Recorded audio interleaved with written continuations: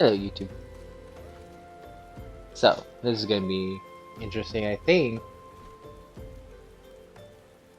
We're gonna have maintenance. So I might just go until... But I need to get this video out. So let's see. They'll warn before they go, so... It might be cutting it close, but we'll see.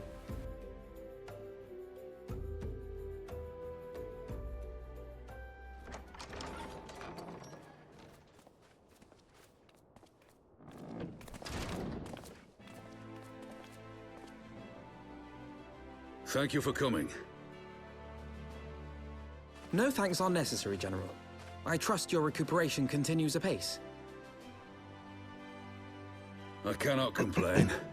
Thanks to Higiri and her ministrations, I've regained much of the strength I lost during my imprisonment.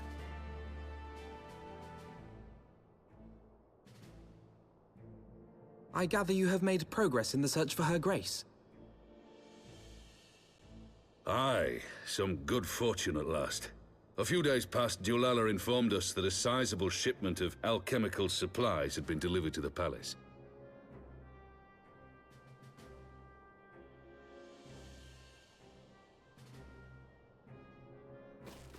With Papa Shan's assistance, I set out to ascertain the source and nature of the shipment.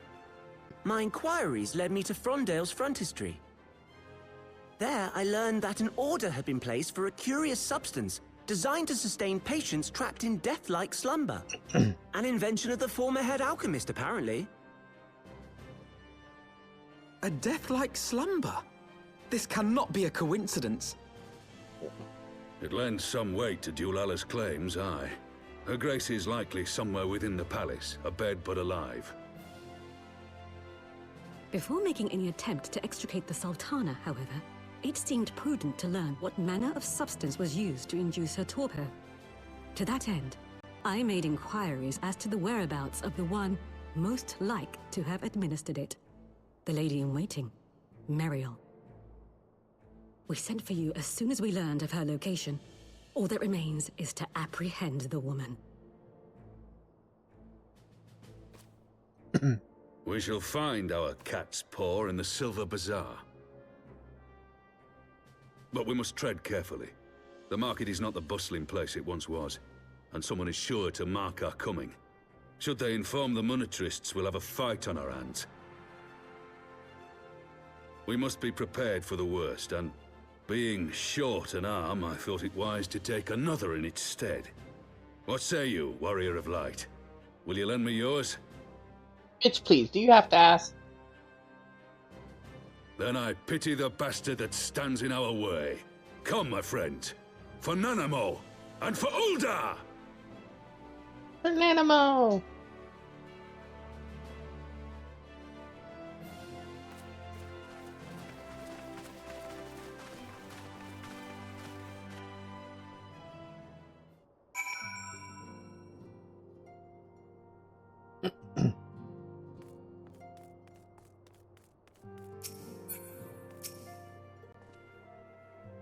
If one headed to entrap the Sultana in a death-like sleep rather than slay her, then one would surely also know of a means to rouse her from said state.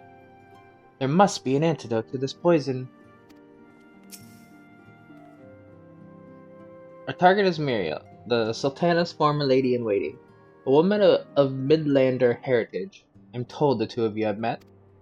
Our sources indicate that she left the palace shortly after the incident, and quietly rejoined the dwindling population of the Silver Bazaar.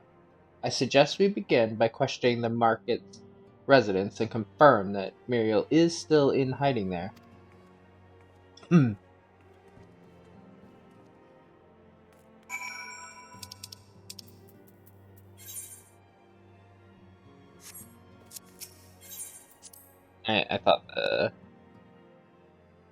I thought it was possibly here, so that's why I looked before I could have teleported anywhere. Also, while I'm thinking about it, okay, I have used all my stuff.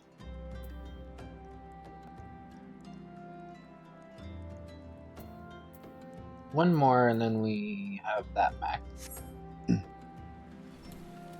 It's good.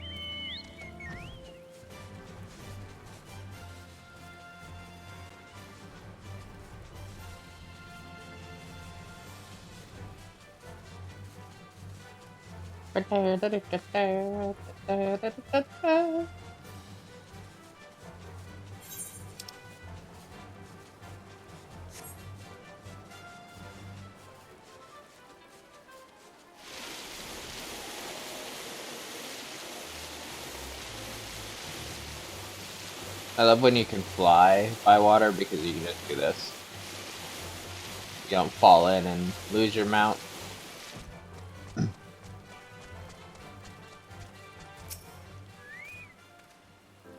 Mario. Aye, she's here. Left the city for good, she says. Barely leaves her house, though. This one closest to the market entrance.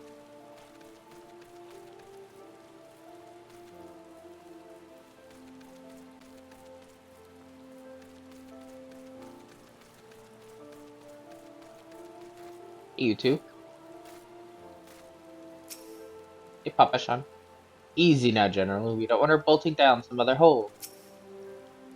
God damn it, where is she? I will tear this place apart if I must.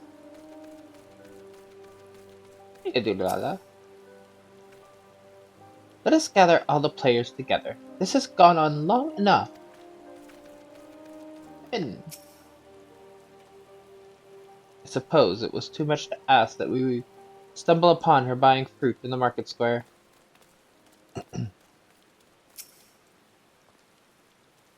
I have met the Sultana's handmaiden on numerous occasions, but I cannot for the life of me bring her features to mind. Ah, you're dumb. I met her like once, and I remember what she looks like. Our target is Muriel, the Sultana's former lady waiting. That's the same as it. Yeah. Do I know of any returning residents? God, don't tell me they're starting to come back. My masters will not be pleased to hear this. Oh, I've either never been here or I never activated this chocobo keep. Kiki poop.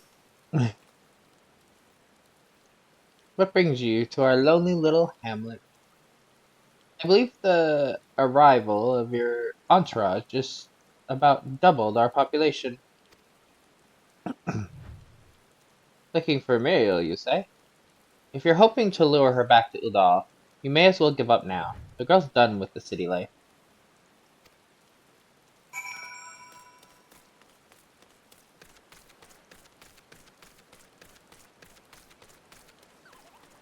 One of the houses. I never remember which one.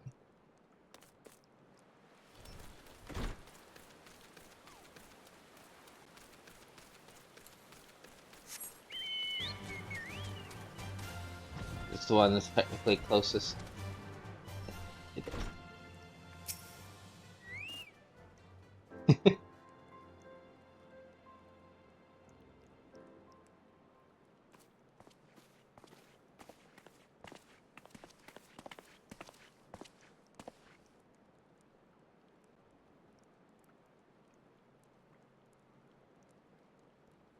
You are Meriel, the Sultana's former lady-in-waiting?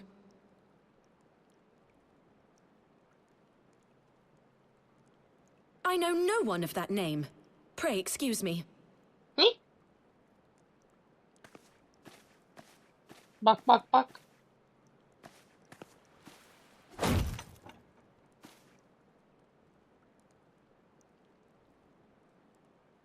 General Alden!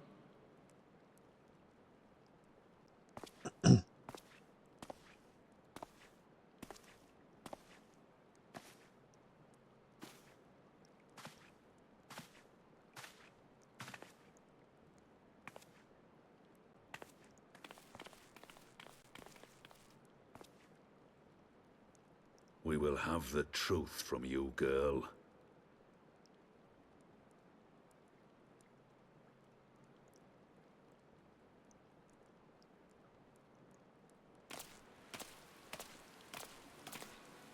Mayhap 'twould be better coming from me. Lolorito! Lolorito, you'd best talk fast. As you know, Teleji Adeleji's Cartano reclamation bill was no more than a facade. A means to get his grubby little hands on that Allagan monstrosity Omega. When he learned of Nanamo's intention to abdicate, however, he was forced to amend his plans. Suddenly, assassination seemed the most promising way to further his ambitions. I am told Teleji had discovered a maid in whose veins ran the blood of House Thorn. A new, more pliable puppet to sit the throne. 'Twould have caused an uproar, of course, but few could have contested her claim.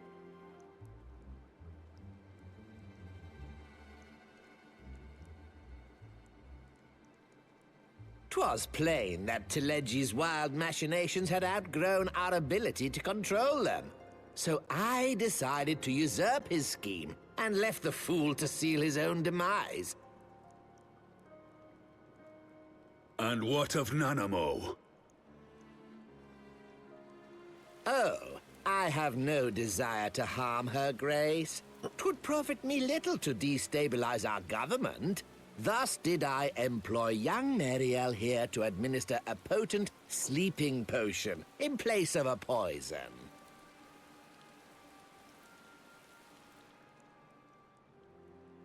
You should know, General, that your dear friend Ilberd was fully aware of my plan. I had him lie about the assassination as a means to prime your rage against Teleji. We weren't entirely sure how you would react, but things went rather better than expected.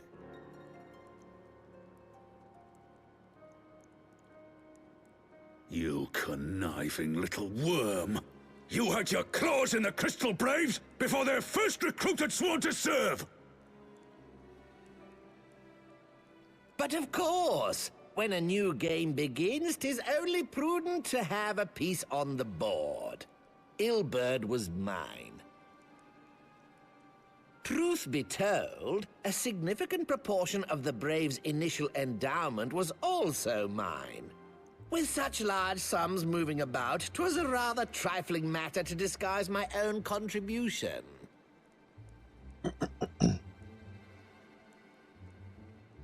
Ah, Ilberd. I secured his services with a promise to support his cause once my authority had been solidified. I swear, the man thinks of naught but prizing Alamigo from the grasp of the Empire. Unlike you, General, the poor fellow seems quite unable to forsake the land of his forefathers. Mayhap that's why he called you a traitor to your people and a disgrace to your homeland, amongst other things. What was it he always compared you to? Oh, yes, an overgrown lapdog begging for scraps at the Sultana's table. Oh, how we laughed. Fucking dickhead. Alas, Ilberd's entertaining little outbursts eventually gave way to wearisome tirades, and the zealous brute became rather unruly. I had no wish to see you executed, you understand, but he would not take no for an answer. Rest assured, his employment with me has long since ended. Which brings us neatly to the present. What say you, General? Both you and the Sultana are alive. We have one corpse and one fugitive. And preparations have been made to restore your good name. Shall we cry quits and start again with a blank ledger? The hells we will! Do you honestly expect me to forgive and forget? After all you've done? You're guilty of high treason! Stay your blade, Master Alden. You yourself are not innocent. Or have you forgotten your own crime in executing Teleji Adeleji without trial? Though you acted out of loyalty to the Sultana, such deeds are in violation of both the word and spirit of the law.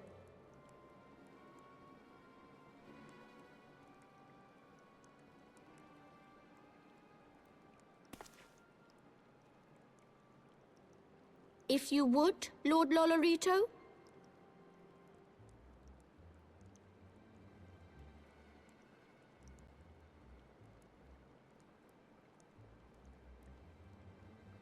This potion will wake the Sultana from her slumber.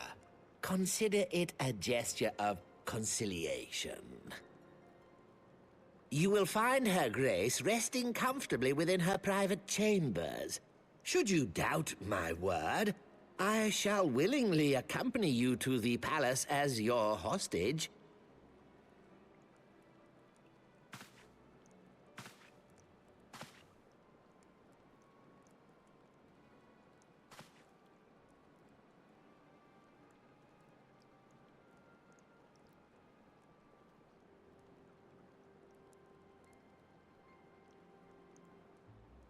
I like not your motives, Lolorito. But you saved the Sultana's life, and for that, you have my gratitude.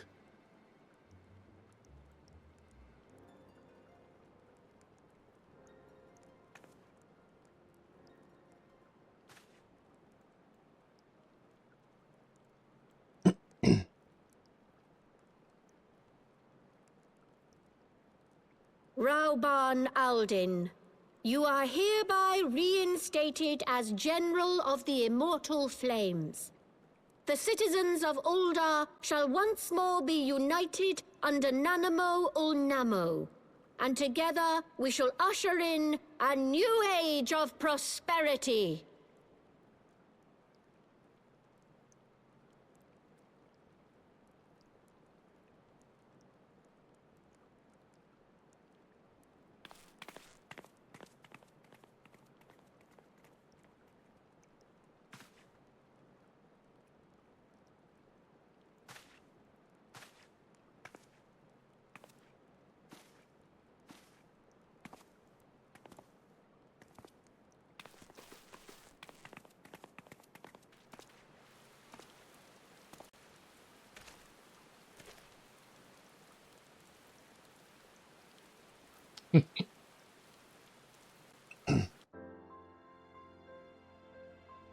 Well then.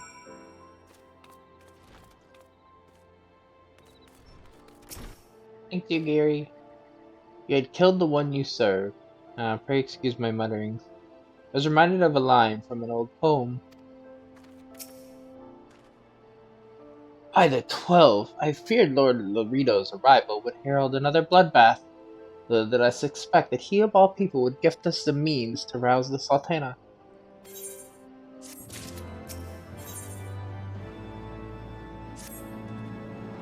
Shall we also make our way to Udal? I should imagine Bartholomew has been instructed to admit us.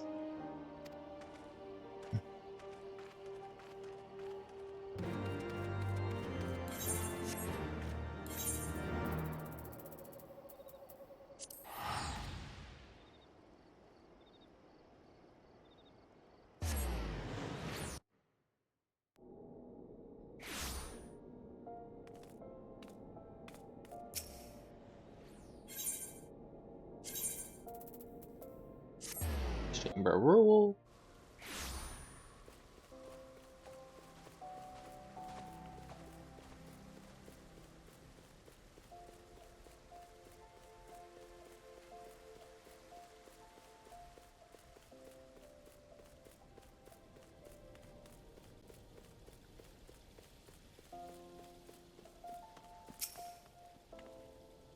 I hope Lord Lorito's position or potion is as effective as he claims. It would appear that the Syndicate has moved swiftly to clear our names. Bartholomew, for one, does not seem remotely surprised by our presence here.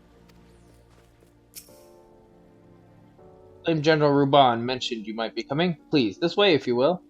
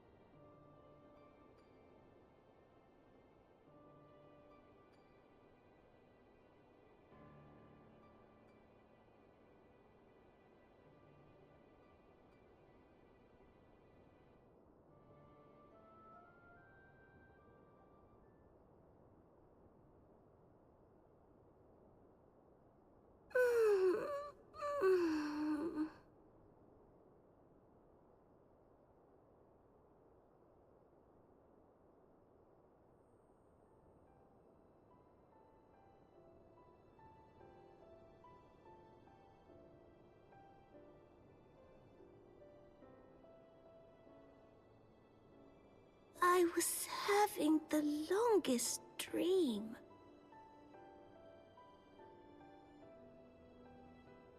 "'Tis time to wake up, Your Grace.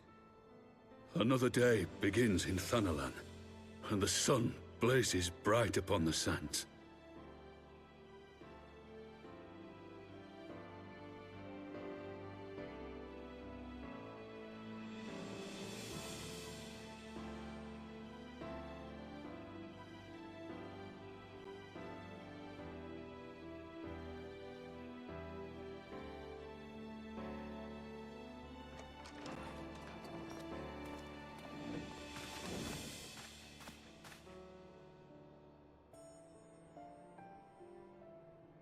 Her Grace is awoken. The palace physician assures me she is none the worse for her slumber.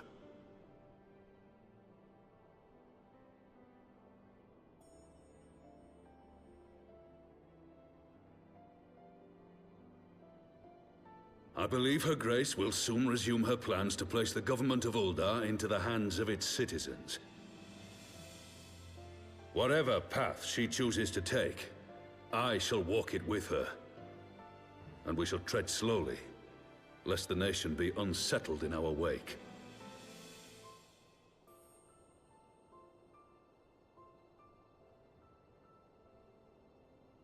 Her Grace's compassion is a shining beacon to us all. But what our city truly thrives upon is competition. 'Tis in the struggle against our rivals that opportunities are seized and fortunes made. And with the Empire on the offensive once more, now would hardly seem the time to turn our system of government upon its head. Are you privy to new intelligence, my lord?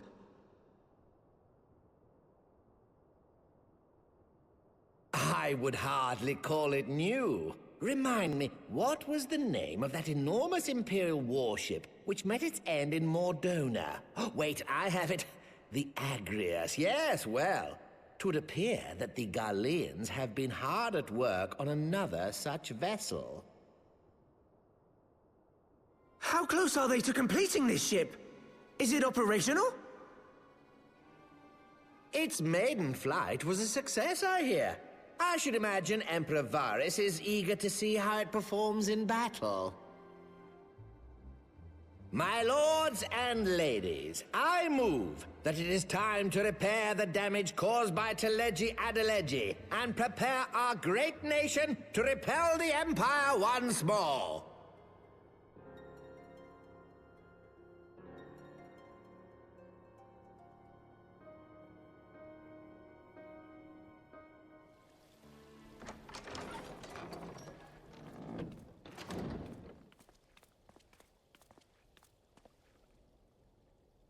"'Tis well that the Sultana has awoken. The Syndicate yet needs to put its house in order, but 'twould seem the worst of the confusion has passed.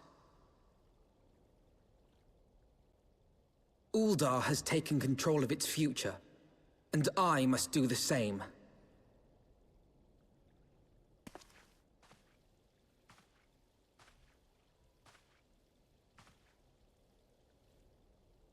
I have decided to disband the Crystal Braves. Among the recruits, there were those who supported our Order's goals and convictions with all sincerity. 'Tis my hope that these loyal men and women will choose to remain our allies in the battles to come. As for those who sided with the traitor, Ilberd, they shall be hunted down and held to account for their crimes. It is my earnest hope that they will surrender themselves peaceably when the time comes, though I think it unlikely. Ah, my all-conquering Crystal Braves. The model army meant to pave the way for a single unified Grand Company of Eorzea. That so high an ideal should be brought so low. I need not tell you how deeply the betrayal stung me. Yet I see now that it was mine own naivety and pride which allowed the Braves to fall prey to corruption. As ever, It is to your own shining example that I turn for inspiration. Like you, I mean to stand firm in the face of hardship and give mine all for the cause. Let us resume the search for our missing comrades, that we might come together to shine the light of dawn across the realm once more. The role of Crystal Brave Commander suited me ill, and I shall play it no longer. Henceforth, I shall be no more or less than Alphino, proud member of the Scions.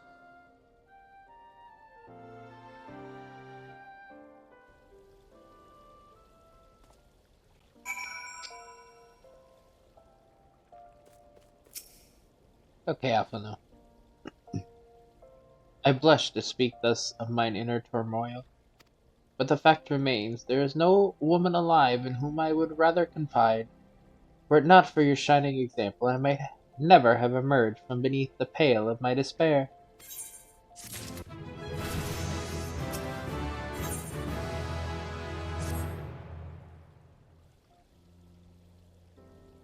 Still no word from Master Garland. I hope this mana cutter of theirs is nearing completion.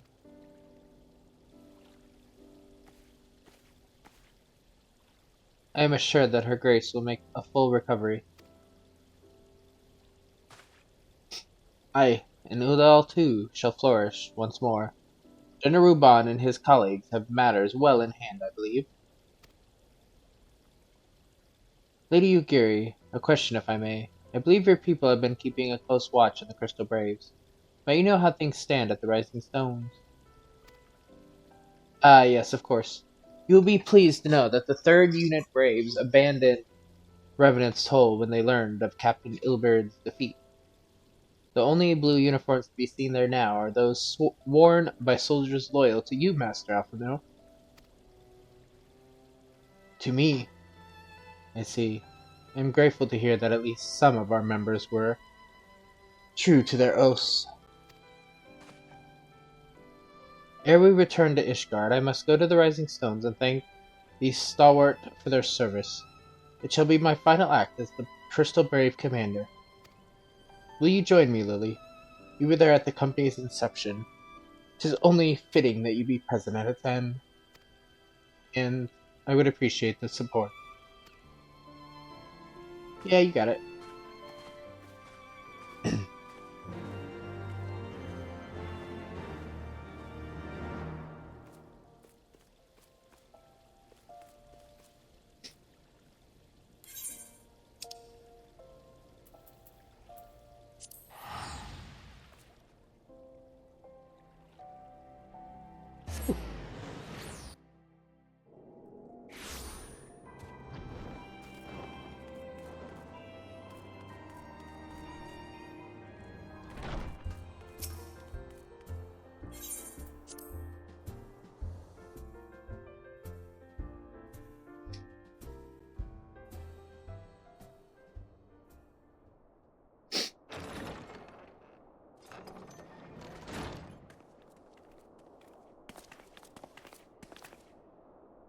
Commander! You're alive! Iliane! Iliane? Rio! And Lily too! I knew you'd scrape through. My splendid Crystal Braves. I have wronged you, all of you. My promises of glory and salvation have brought you naught but blood and betrayal. Bah! You'll not hear us complaining. It was a sight messier than expected, aye, but we was still fighting for freedom of all, just like we swore. Ain't that right, mates? Aye.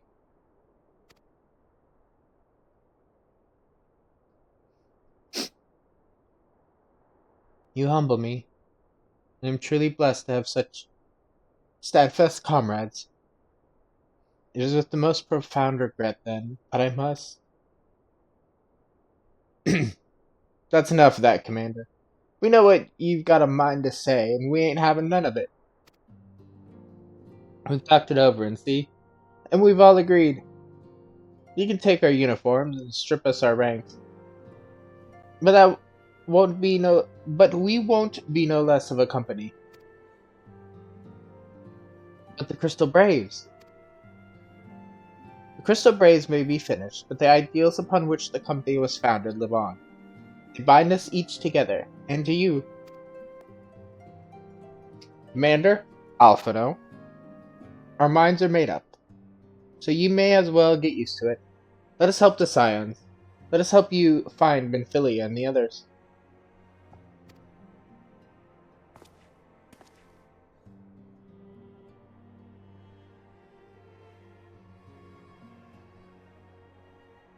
My friends, after all that has happened, I know not what to say.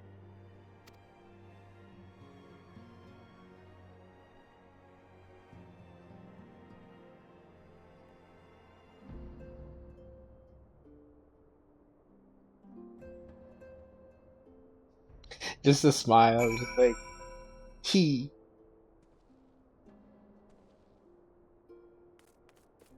Leanne, you're okay. We'll find the missing Scions, I promise you. Between us and the Immortal Flames, no stone in Eorzea will be left unturned. I don't know if you know, but during that God's damn feast, Limmerman got ambushed by some 3rd Unit curs over in Limsa. I'm told she danced free of their noose, though. Ain't heard nothing since, but my guess is she's lying low somewhere in the port.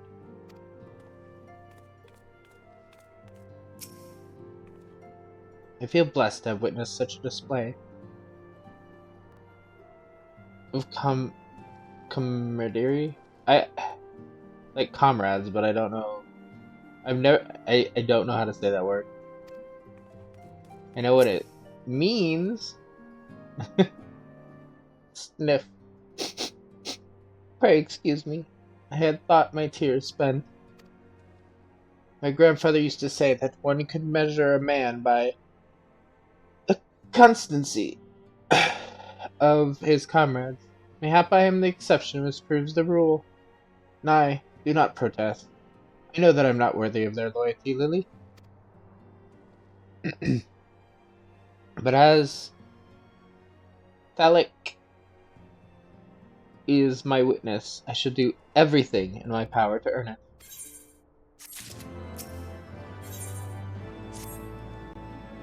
I must speak of future plans with the remaining Braves. Any information we uncover on the missing Scions will need to be shared with our allies across the realm, specifically Oranje in the Waking Sands and Tataru in Ishgard.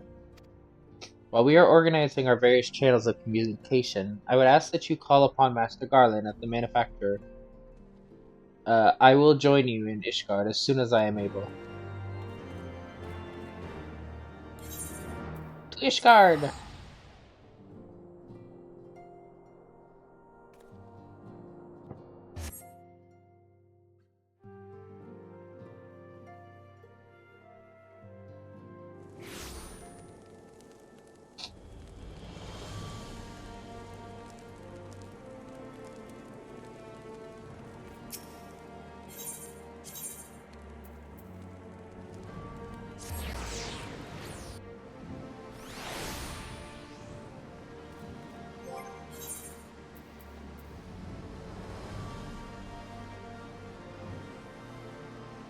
Okay, so I still haven't picked up the Blue Mage. Once I hit 60, I'll be able to pick up a couple more classes from prior areas. And a couple of the Ishgard I can pick up.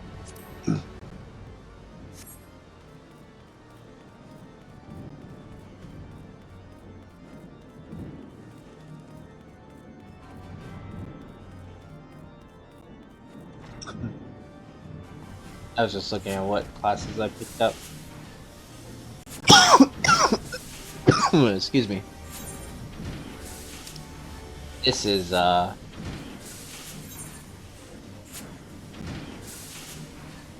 you want to be a machinist? Lily, how in the 7 hells do you do it? I was just about to send for you. We have, but this moment, completed the Manicutter's first successful test flight. I'm psychic. A few minor adjustments and should be ready to go. While we see to the finishing touches, you might want to pay a visit to Vortem's Manor. A dragoon by the name of Estinian was looking for you.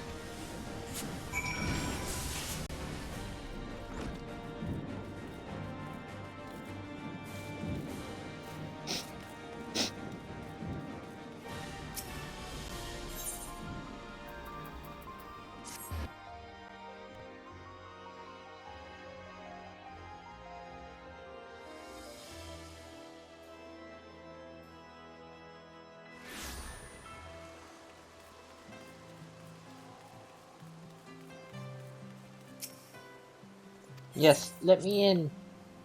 Let me in. Let me in.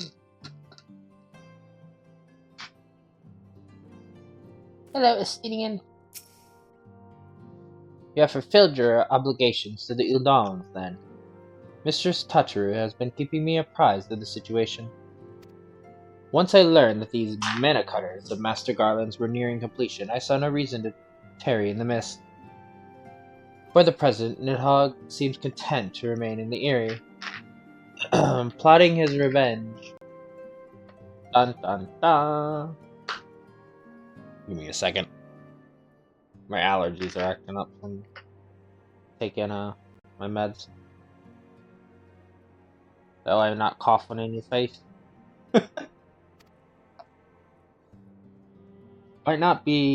Might not this be an apt moment to unfold our plans to Sir Emmert?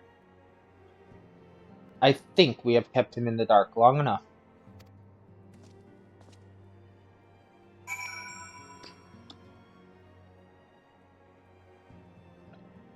Maybe.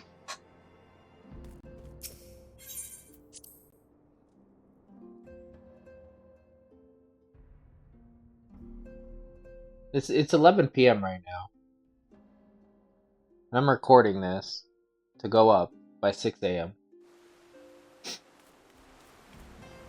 If you're actually watching this live when it releases today, if you go to Just Pockets on Twitch, you'll see me playing Peek with her later today.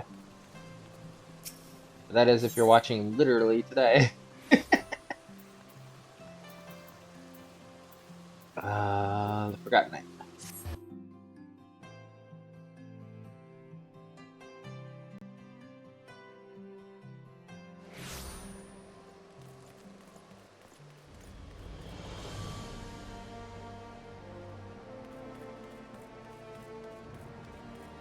I almost went into the Forgotten Night, not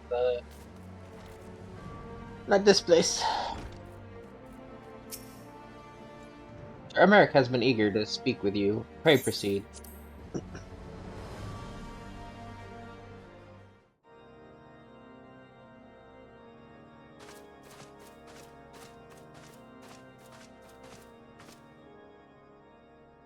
All stands ready, Lord Commander. Ah, the moment has come then.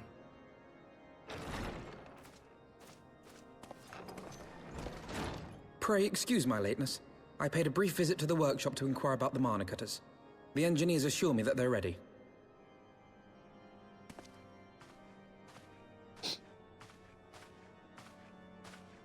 The area is now but a short flight away. Yet what a long and winding path we took to reach this point. Were it not for Master Alphino's proposal, we never would have attempted to parley with the dragons.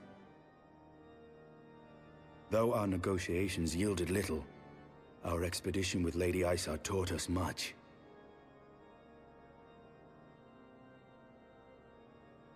You took an unimaginable risk. I could scarce believe the tale Estinian told. Aye. 'Tis true that many of our countrymen would sooner die than join hands with the heretic's mistress. But 'twas through that most unlikely of alliances that we came to speak with Hraesvelgr. A conversation that went rather poorly, as I recall. In this instance, the journey was more important than the destination. Had we not slain Nidhogg's consort, Tiaman, and put the Great Worm on his guard, the Dravanians would have arrived at Ishgard's walls long ago. Aye, that they would. Full grateful am I for every hour of respite your actions have afforded us. Thanks to you, our defenses are much improved. 'Tis but a pity they won't be enough. Thus you believe an assault upon the area represents the city's best chance of survival. Is that not so, Astinian?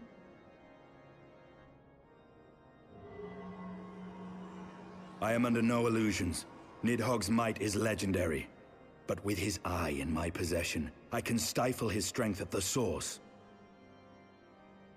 Victory will be hard won, even so. And I shall be glad indeed to have the Warrior of Light at my side.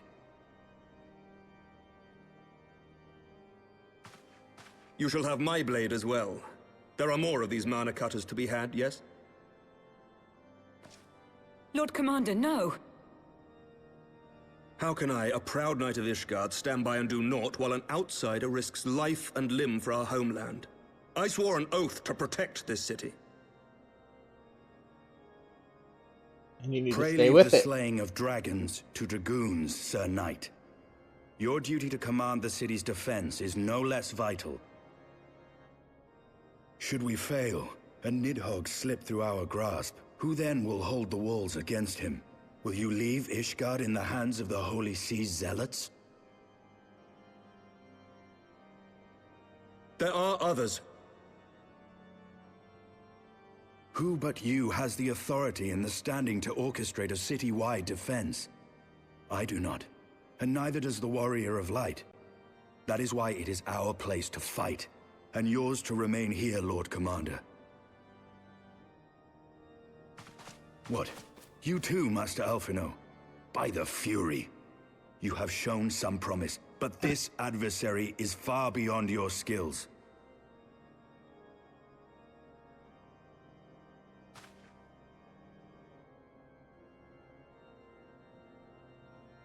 Your candor is appreciated, Sir Dragoon. I shall remain then and cheer you from afar. Well, my friend, it would seem I have discouraged the last of the volunteers, and claimed the task as ours alone. But if any alive can best this worm, 'tis surely we too.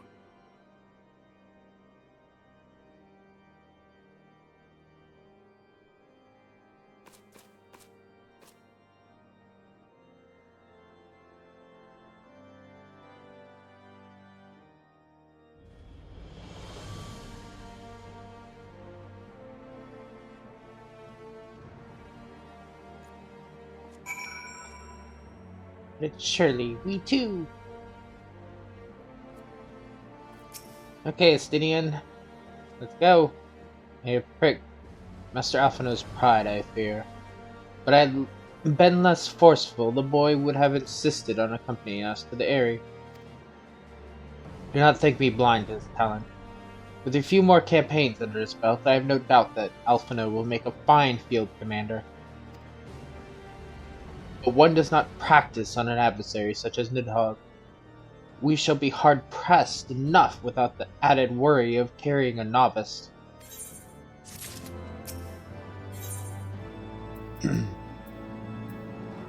Into the Eyrie. We have tarried long enough. Let us call upon Master Garland and take possession of the mana cutters.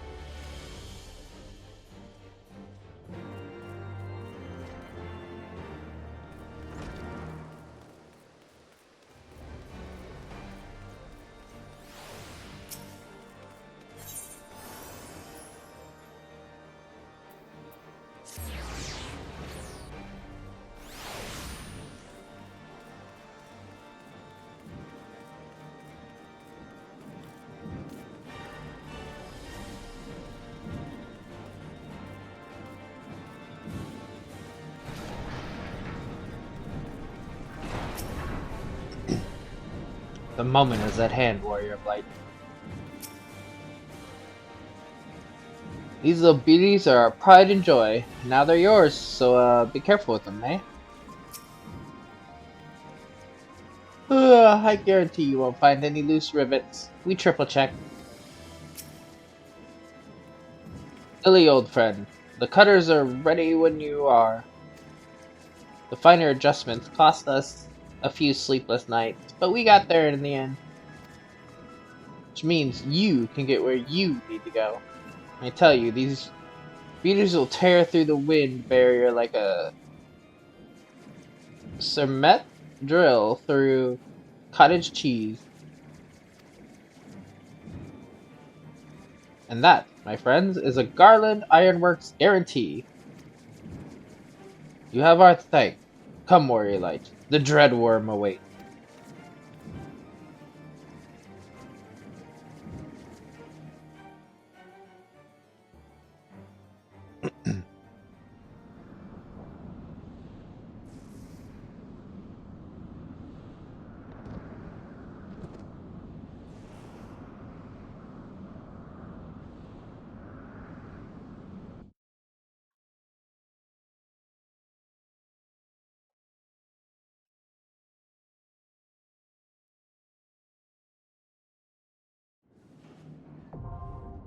Eerie, now accessible.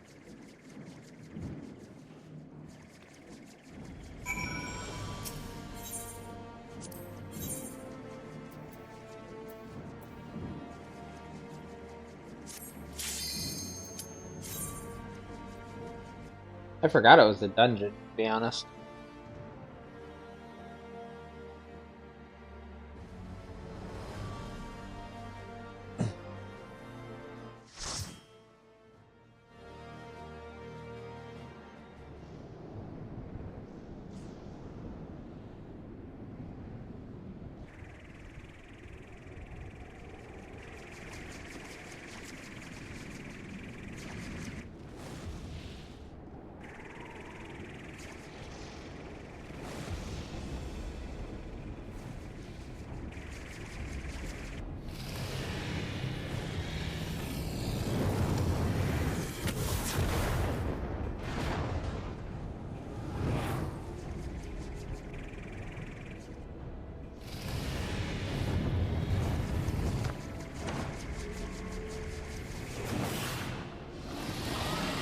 Like, you motherfucker!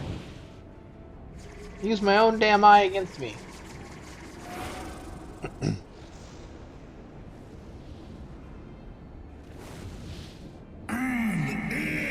Wicked mortals, I shall melt your flesh and turn your bones to ash.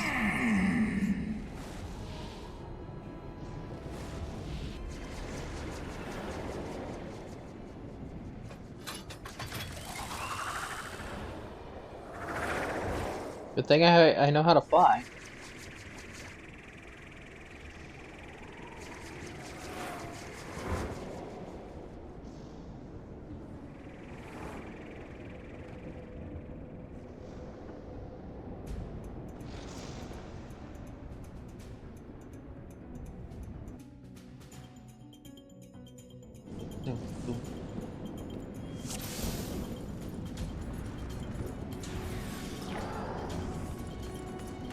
Let's go, men. We got this.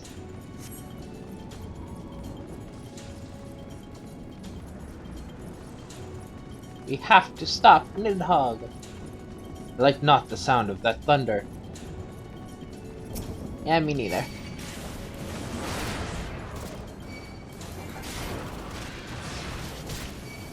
Your guard is down.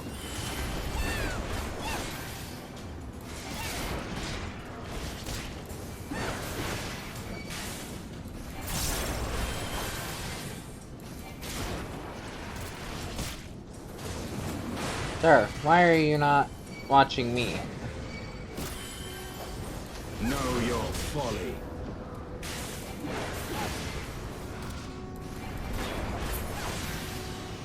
For a reason that one enemy de-aggroed off me.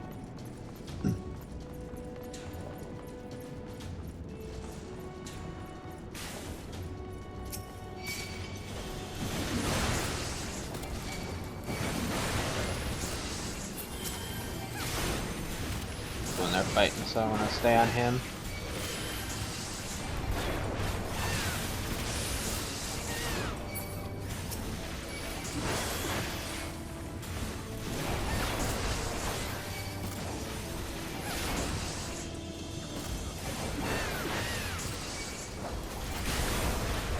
out of the way in time.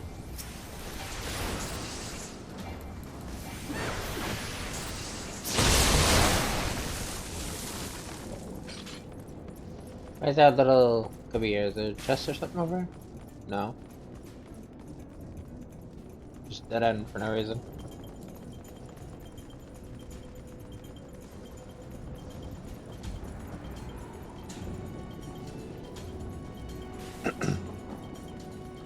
I'm actually glad this is a dungeon because I was thinking it was going to be a trial. Depending on how this is going to lead into a trial, I'm pretty sure. Depending how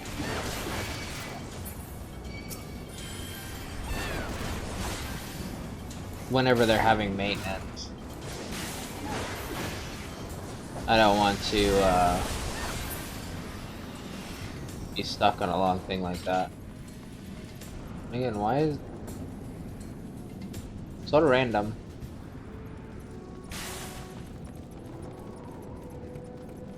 I don't want to be stuck in waiting and then get into the trial and then not finish it and not the cutscene or whatever else, you know?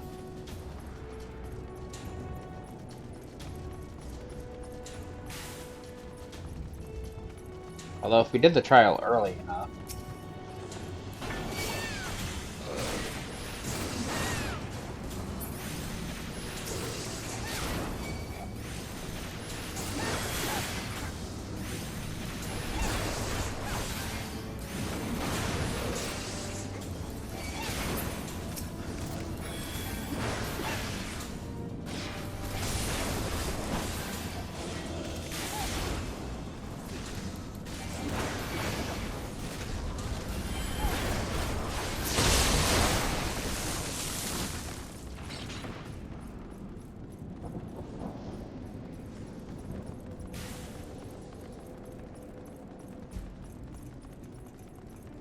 Rangda.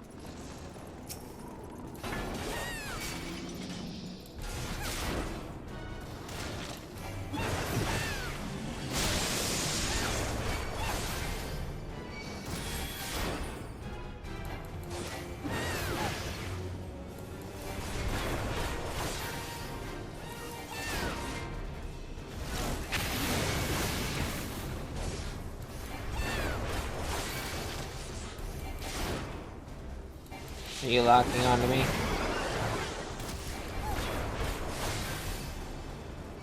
Nope, wasn't me. It was a Stinian.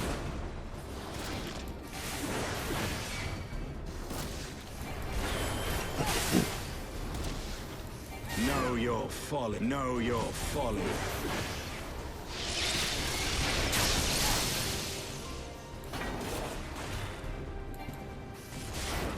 So if you get hit, your guard is down.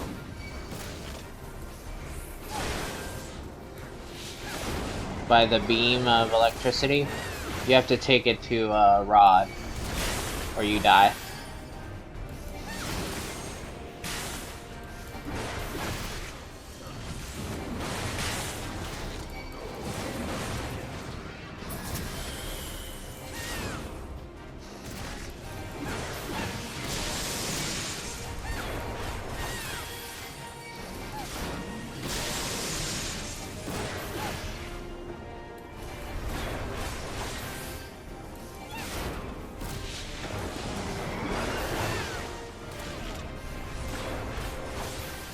No thank you.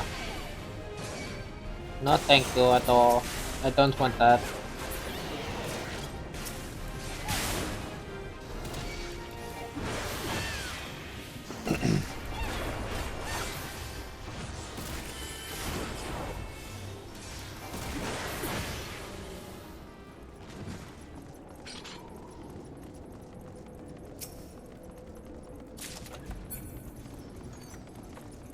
I don't know if it's random or what.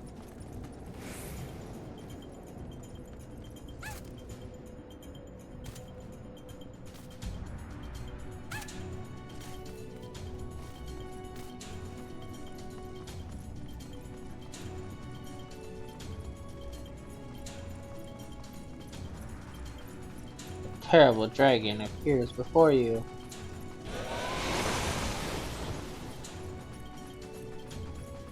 They have the advantage here. Even so, we must remain calm. Ready?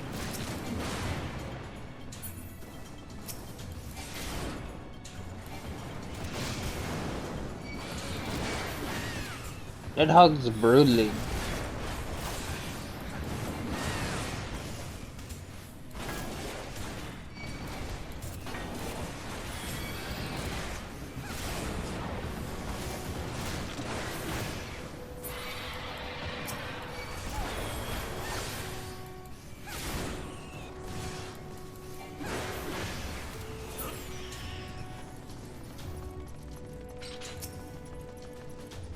Hey, I see you.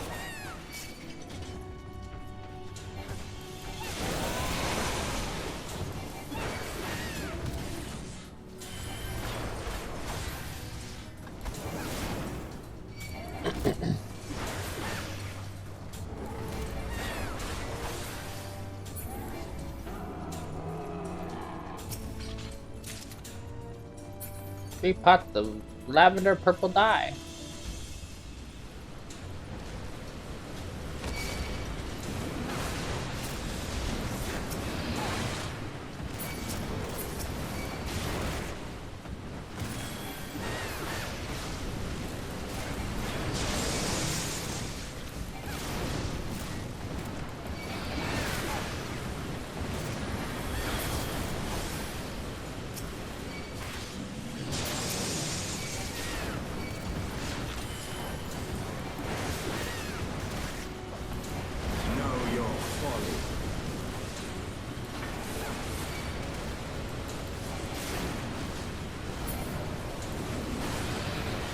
No.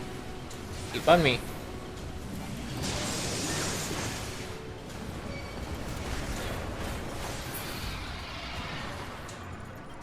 Yeah, I don't trust myself yet to be a tank. Fully.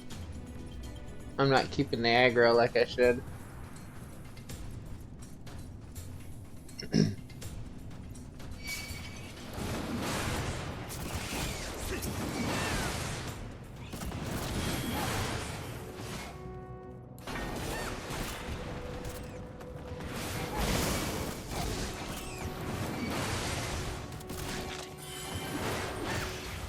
Damn.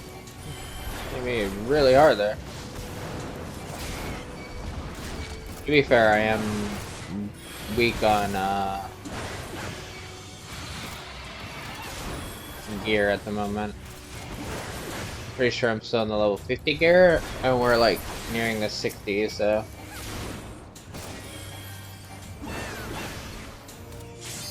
I'm a little more squishy than I should be probably at this point.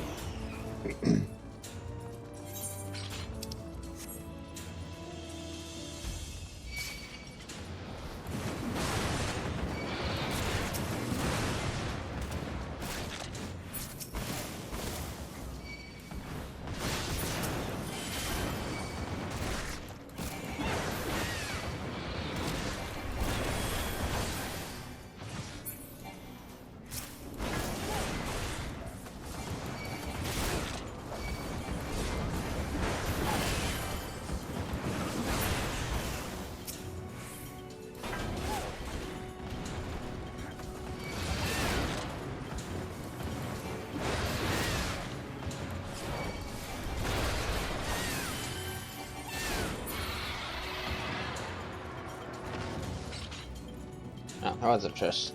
I thought there was a treasure chest, but I was like, wait, I don't see it now. Because it was behind me!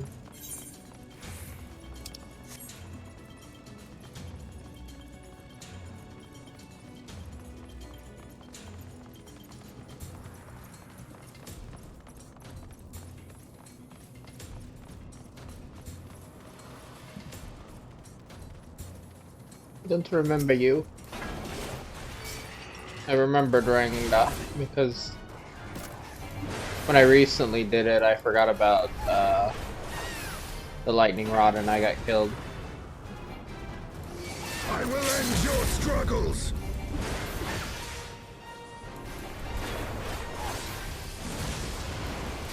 Oh, I remember this fucker. Never mind. I remember you. I remember you now. Fucking gassy motherfucker. I will end your struggles!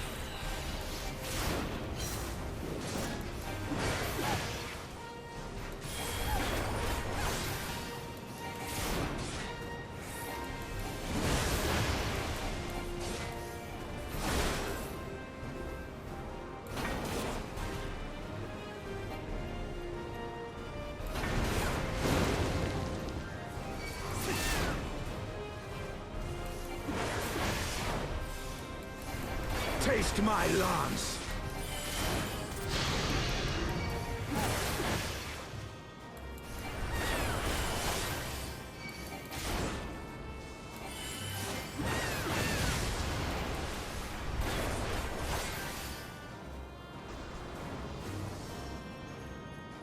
Oh, I don't know. Oh, it's right there. Damn. Owie. Didn't see the opening. Said it was too late.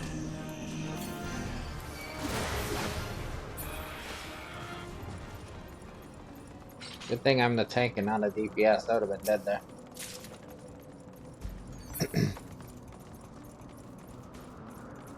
Also, I know we're in between healer, but can you, like, heal me?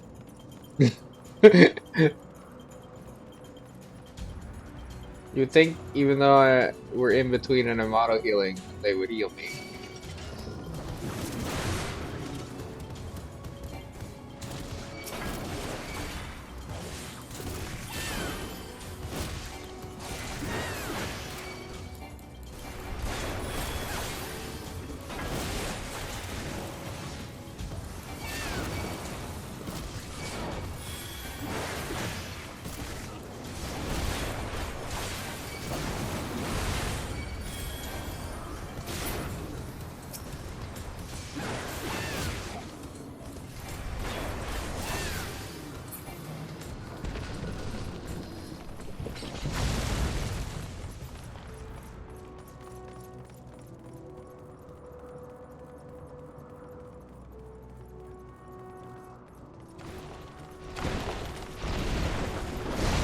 Maybe this isn't leading into a trial like I was thinking. I really forgot this was a dungeon.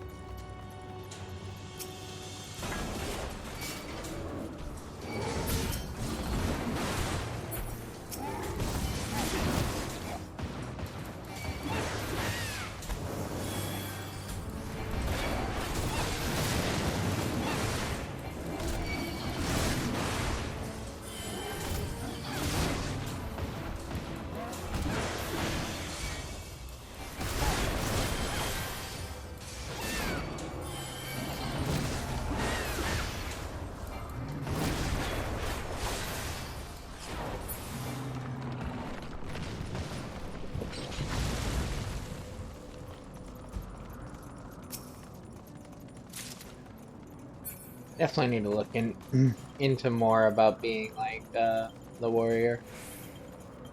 Learn a bit extra about it, so I can be better at tanking with it.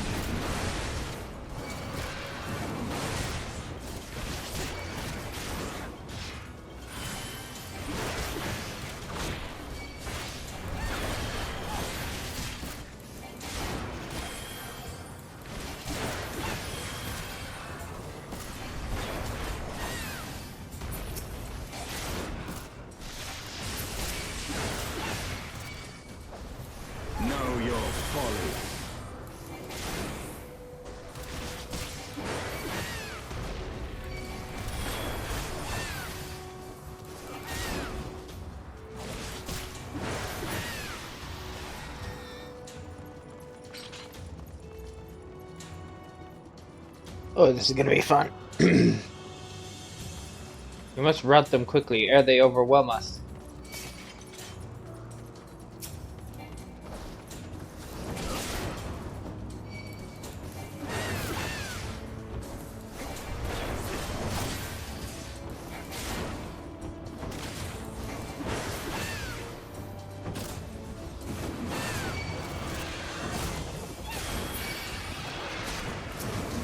Here they come.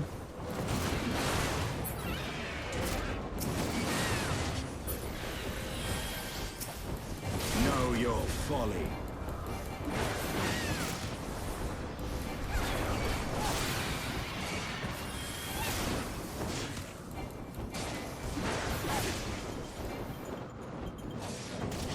Your guard Hey, is leave our healer alone.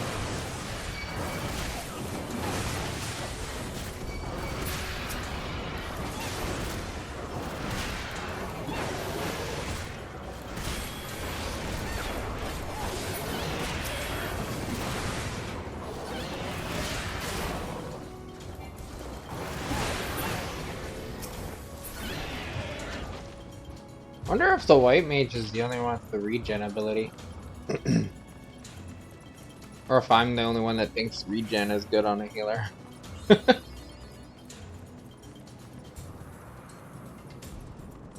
Nidhogg. Yeah, I was thinking Nidhogg was a trial here for some reason.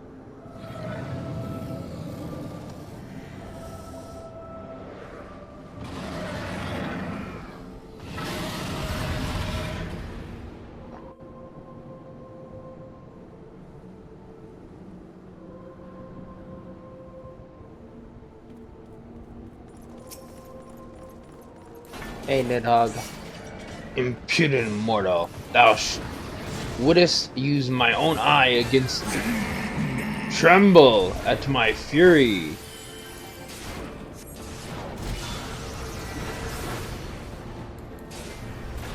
Hot tail. Hot wing.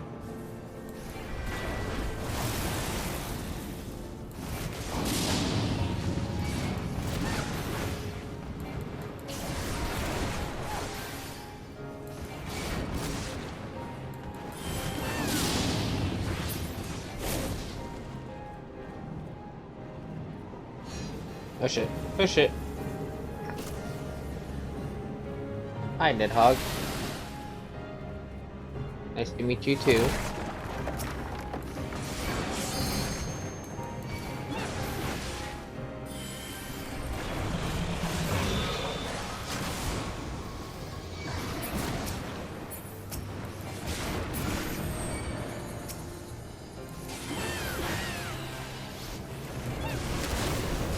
Damn, half my health, even with my bonus stealth.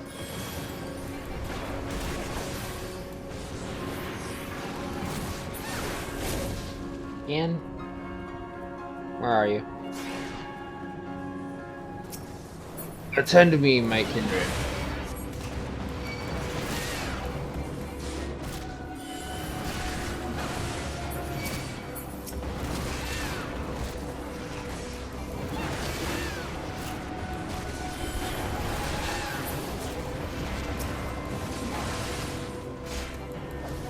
Nidhogg's Rancor.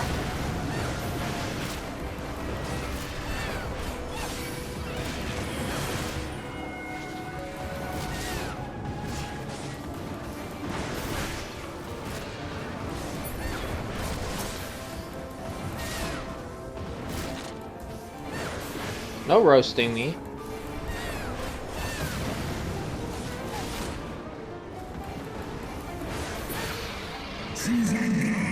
My rage will consume you. We shall see whose rage is greater.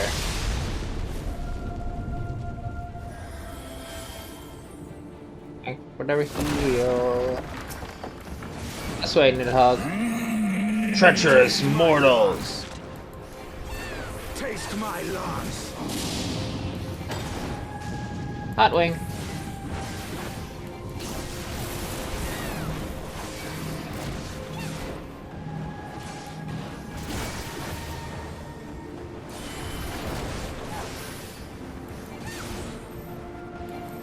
Word blade. Oh, I mean, and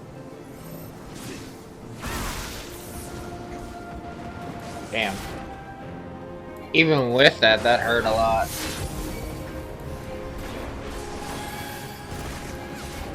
Wonder how. I wonder if it would have wiped them if I wasn't in that attack.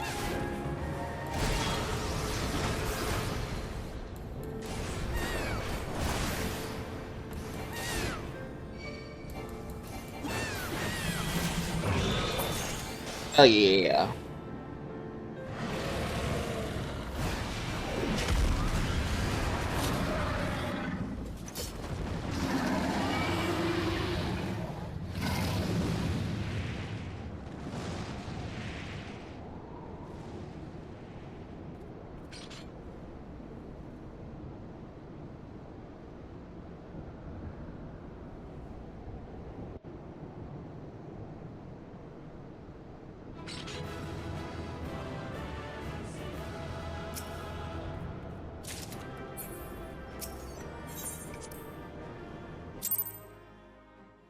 Beat his ass.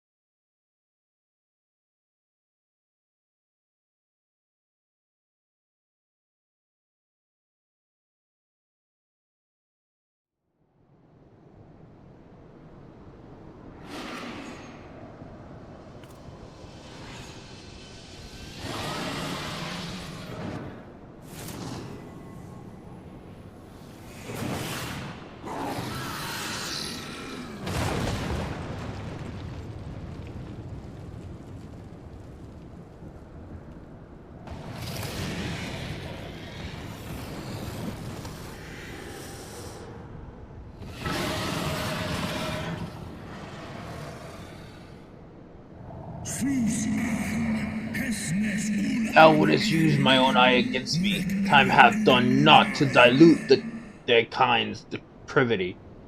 I have not forgotten thee, dragoon. Mine essence claimed thee once, and shall do so again.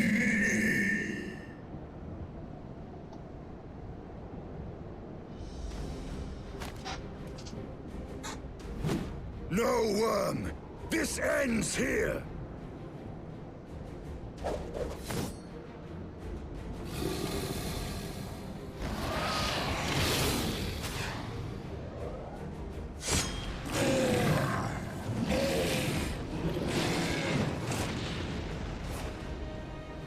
Justinian!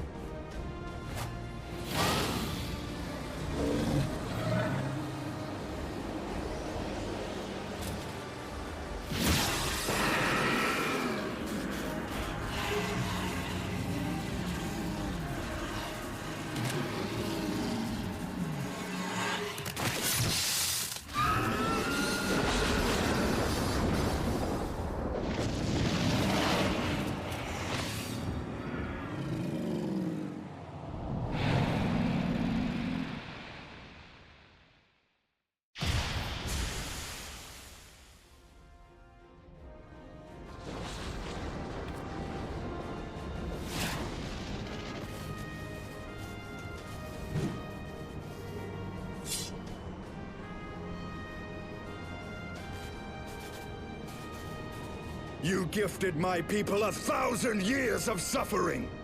Now I gift you an eternity in darkness.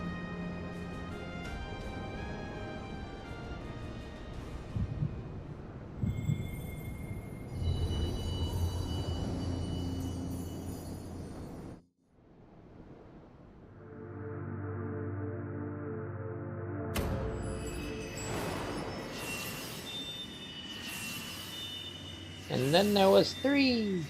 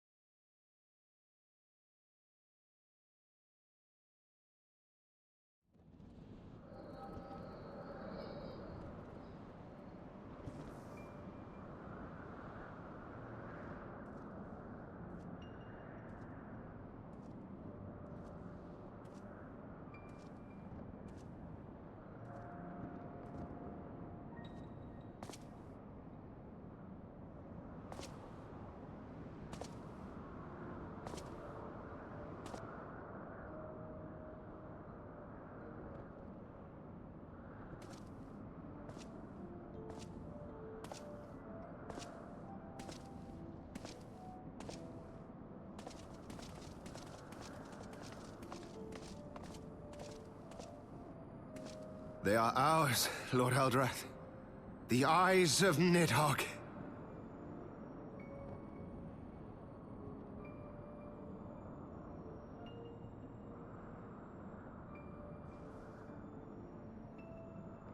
Aye. The worm lies broken and my father is avenged. With the wellspring of his vitality thus denied him, Nidhogg shall not linger long in this world.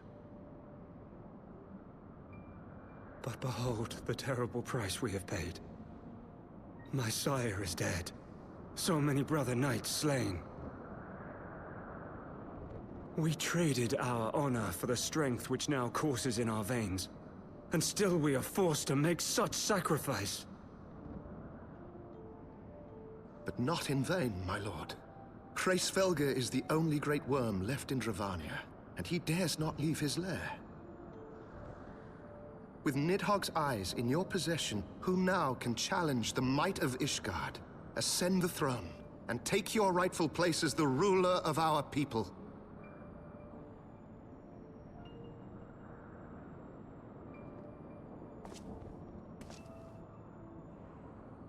Nay, my friend. I must forsake the mantle of king. Though Nidhogg be defeated, his wormling horde yet darkens the skies with wings beyond counting. As one who partook of Ratatoska's strength, it shall be my penance to bear a knight's arms until death grants me leave to retire. When that day comes, no prince shall perish, but a hell's-bound hunter of dragons. But Lord Haldreth, what then shall become of the royal line? Think of your people, my lord. Without a king, who will the common man turn to in his hour of need? Notice How that will he find his way without your benevolent these are the high hands to guide houses him? where Temps does meow. I thank you, Sir Flavian and Sir Silvertrill, for dispelling my remaining doubts. With men of such wisdom and compassion in service to the realm, 'tis plain that Ishgard has no need of a king. But if you must bow to the demands of tradition, you need look no further than yourselves for one worthy to wear the crown.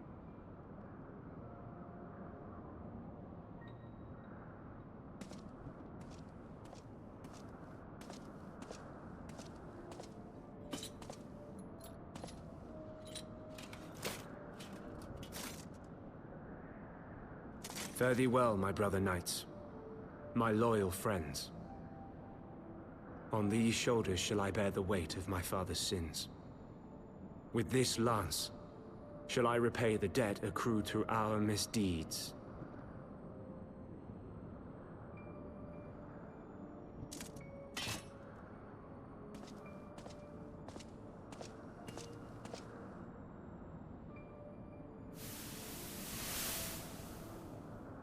What cruel jest has fate played upon us? Have we seized this desperate victory only to lose a king?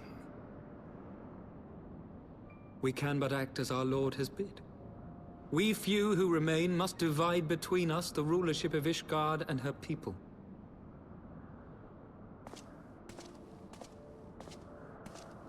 Not I. My oath was to Lord Haldrath, and he alone. If he is not to be king, then I would hang up my shield as well. Will you abandon us too, sir?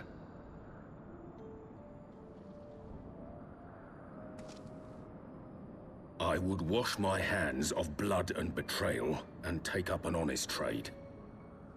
Mayhap I shall serve ale instead of sharpened steel. The Forgotten Knight.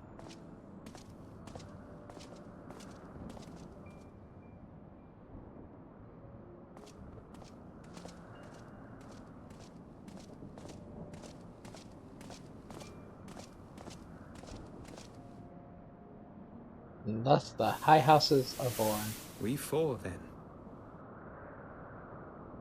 Forton, Hylanat, Dyrendare, and Zemail. But 4 houses to rule all of Ishgard. And what of the throne? we keep it empty. Until the day a king rises once more, we must assume the role of stewards. We shall shape our nation anew with a history of our own making, and let the truth of this dark day die here, upon the battlefield.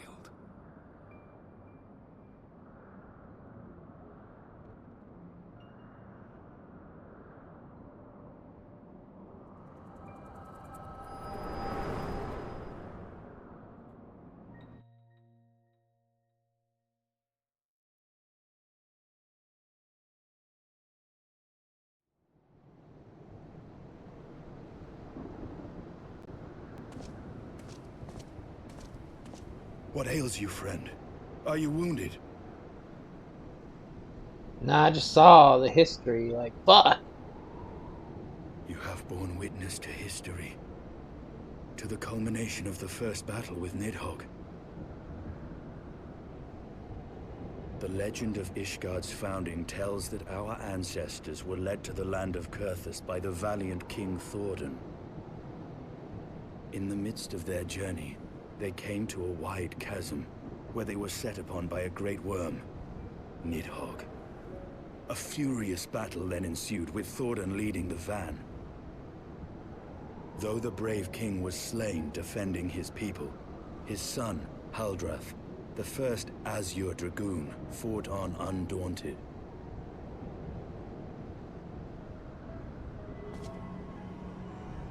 And with a mighty thrust of his lance, he gouged out Nidhogg's eye, forcing the wicked creature into retreat. Thus, did this eldritch orb become a sacred treasure of Ishgard, lending its power to every knight deemed worthy to bear the title of Azure Dragoon. A rousing tale, is it not? Would that I could still believe it. But your vision, which we must accept as immutable truth, leaves no room for doubt, save on one point. If Haldrath took both of Nidhogg's eyes, then how came this eye to be lodged in the worm's skull?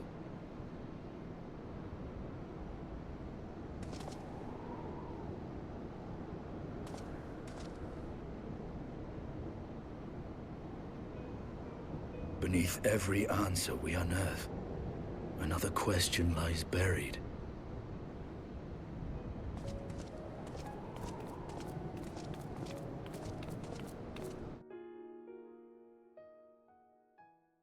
It didn't even look the same.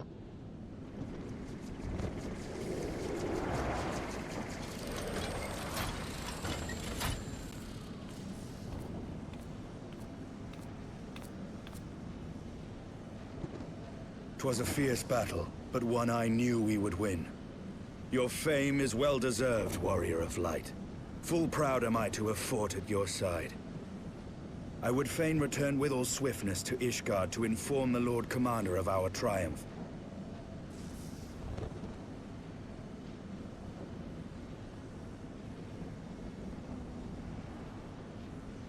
But we must first have words with Hraesvelgr. There are parts of this tale that the worm has kept from us, and I would know wherefore.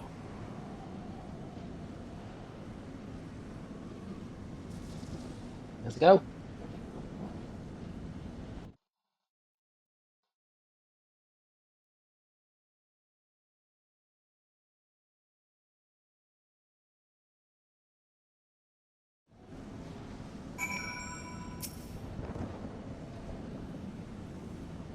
Though Nidhogg is fallen, my heart is yet heavy, and this stain of corruption pleases me not. When all has been put to rest, I must needs forge my armor anew.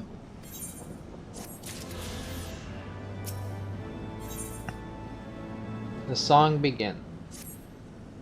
With Nidhogg fallen, none save Hraesvelgr remains to answer our questions. Let us trouble the worm again, and if Iceheart yet lingers at the zenith, all the better.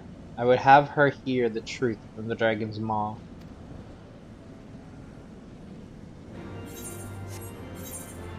We also need to turn in the bathing bully mission.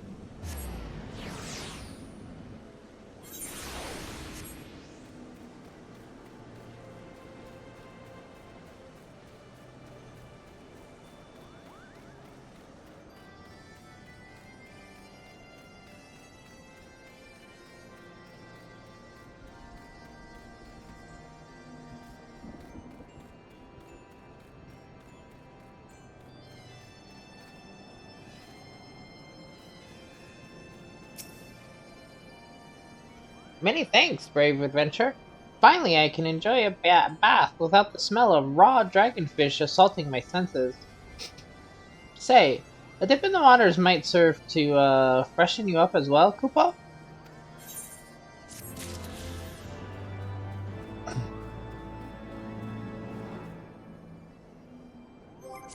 Oh, is that not...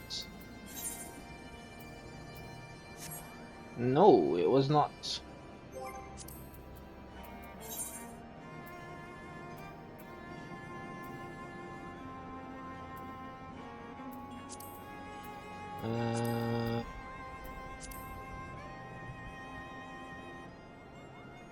That's for Griffith. Yeah, I guess that wasn't the last one. I thought it was. We cannot fly yet.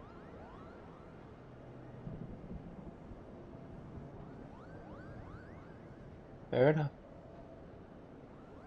Oh. There's one right out here. Probably that one. That's probably the last one, and then we can fly here.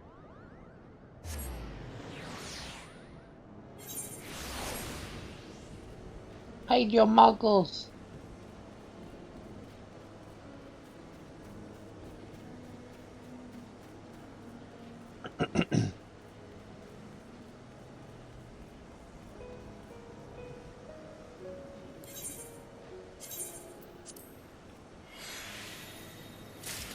Give me random materia.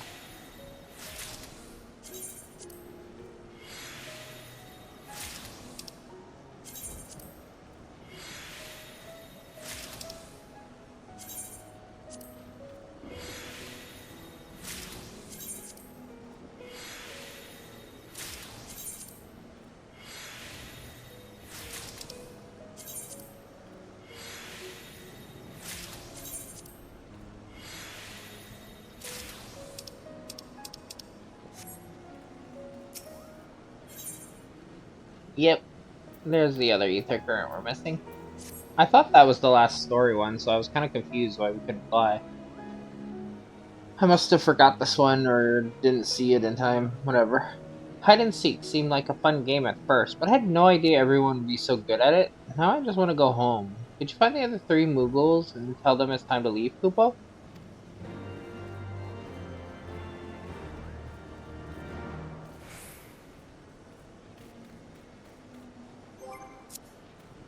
Oh, wait a minute. There's one there, one up there,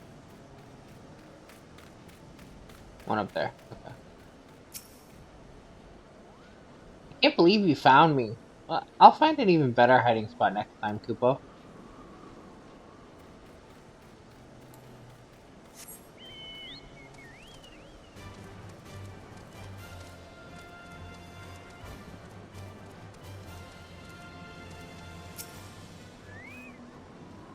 I fell asleep in my hiding place. I think I'll return to my comfy bed.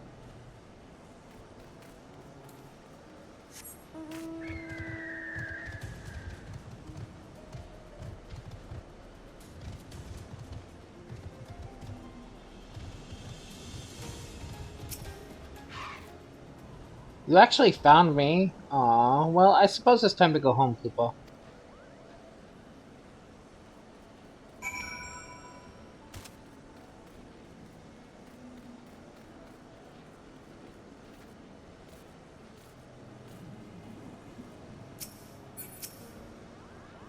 Unbelievable, you've already found all the Moogles? Finally, we can go home. I've never seen such a skillful seeking in my life, Kupo. Sorry to make you find everyone. We usually don't hide this well. You'll be the first we invite to our next game.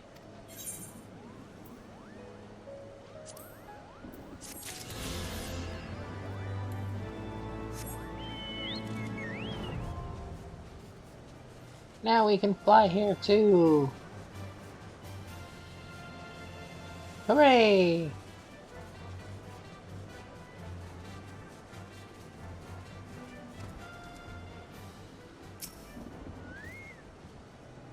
She has scarce moved since last we parted. Miss Velga's confession will soon shake her from her stupor.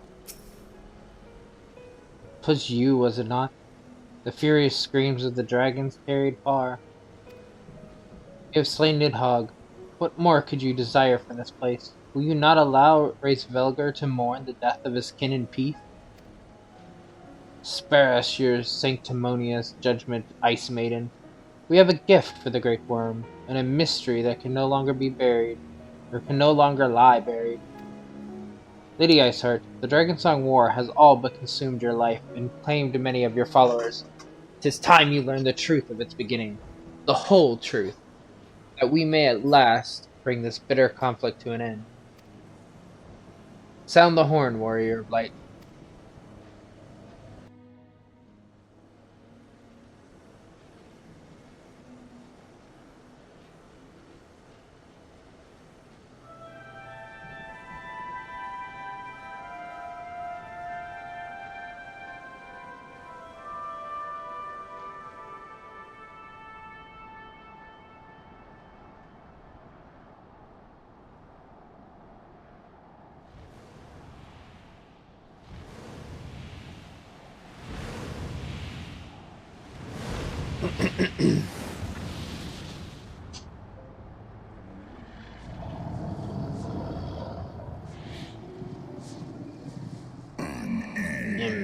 Impenitent mortals, ever seeking to bury old wrongs under new.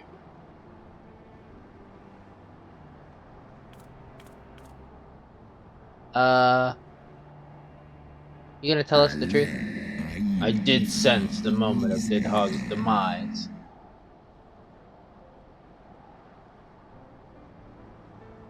You mean the moment I prized your eye from his head?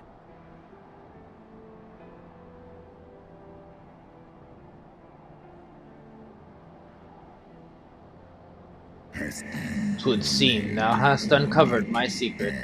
I, unto the blinded Nidhogg, I did yield one half of my strength.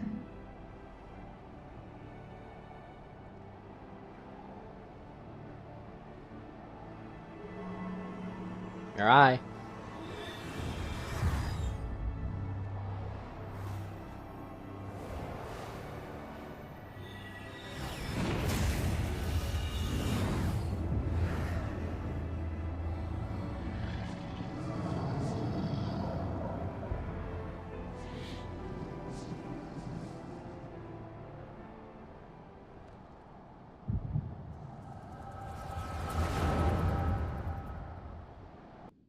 And for the flashback.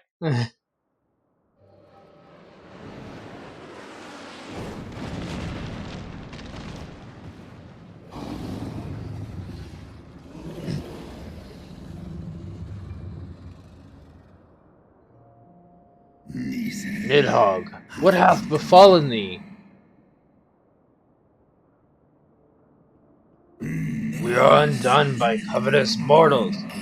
They did take her eyes, and glut their appetites upon her essence.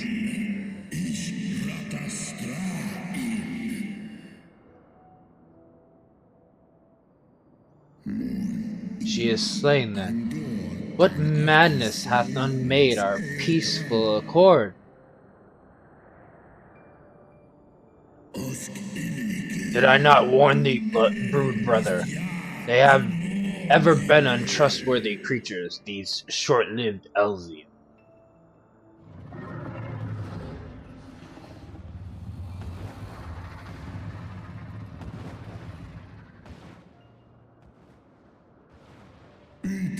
But thou went enchanted by thy mortal maid. Now folly hath cost her her life, and me mine eyes.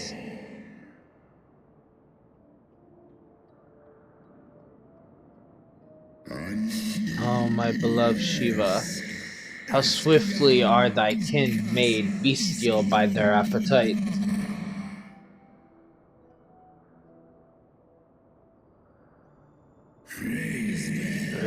Velgar.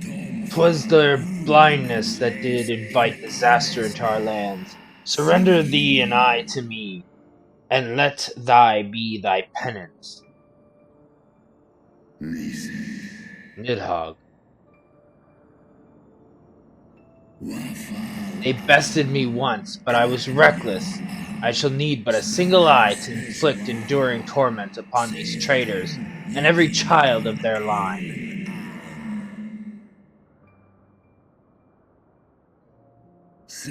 Yield to me thy strength, brood brother.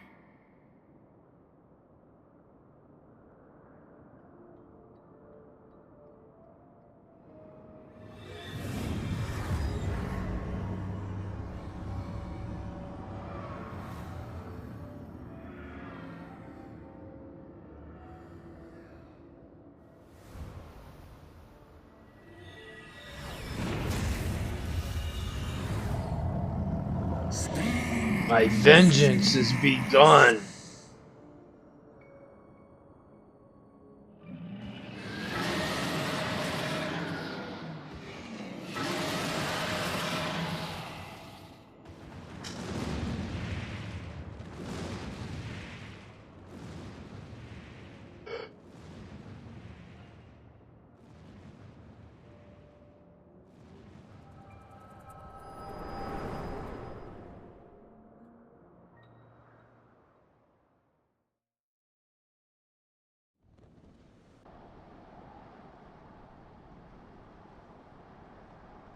Yep, checks out.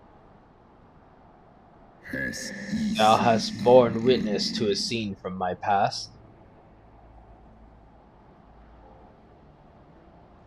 Oh, she did too. It was yours. Your strength that sustained Nidhogg all these years.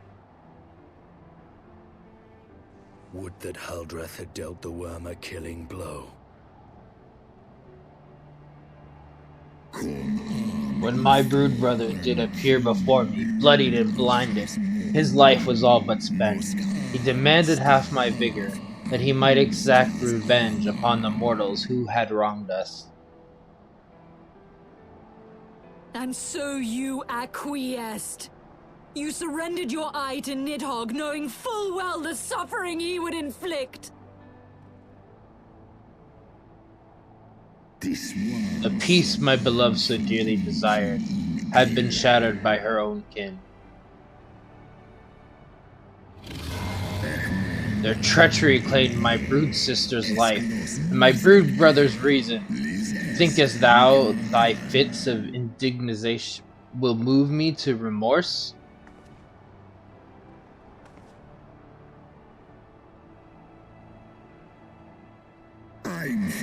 Oh, mortals, take your unruly passions and leave this place. Your presence have spelleth naught but misery. Were it not for Shiva's soothing embrace, I would slay you where you stand. Woe betide you should the bond we share ever weaken.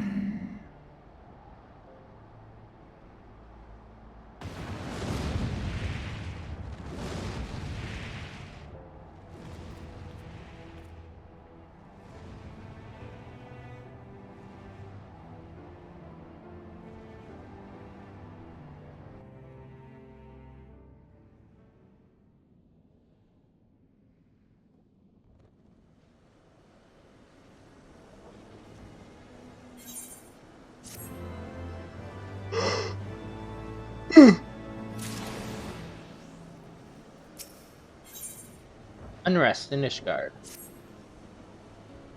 Though he lifted not a single claw, 'twould seem that Ray's Velga wreaked his own manner of vengeance against us.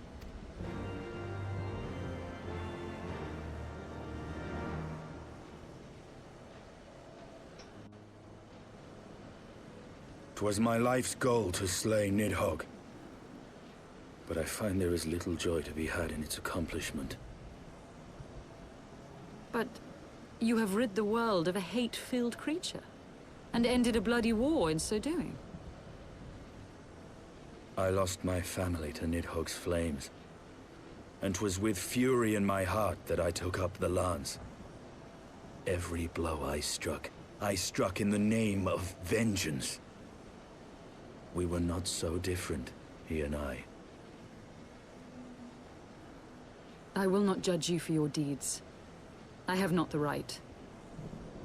Too many innocents have perished in the name of my greater good.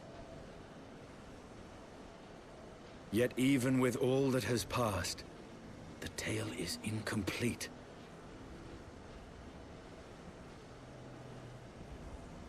We are short a great worm's eye. Of the pair which Haldreth took from Nidhogg, only one is known to us, the one I bear. What then became of the other? Why did Nidhogg, who had taken such pains to prolong the Dragonsong War, suddenly decide to hurl his entire army against the walls of Ishgard? Lord Commander. Aye. The deed is done. Nidhogg is slain. What? In the city? A battle with whom? At once, Lord Commander. Hold firm till our return. Fighting has broken out in the city. Lord Emmerich was sparse with the particulars, but it seems some commoners threw open the gates to a force of heretics. I gave no order to attack. Are we to mark the end of the Dragonsong War by spilling the blood of our own? Mayhap Hraesvelgr was right about us. Let us away, Warrior of Light. The people must be saved from themselves. Wait! I would join you! There has been enough violence. I will appeal to my people in the city and make them see reason.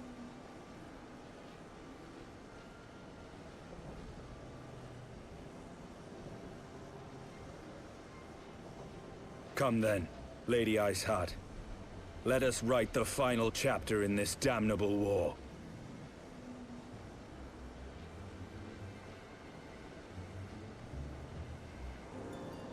Aw, they're like friends now.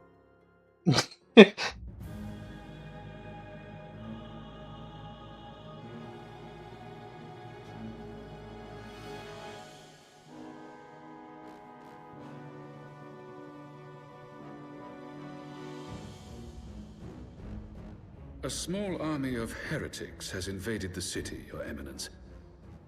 But there is no cause for concern.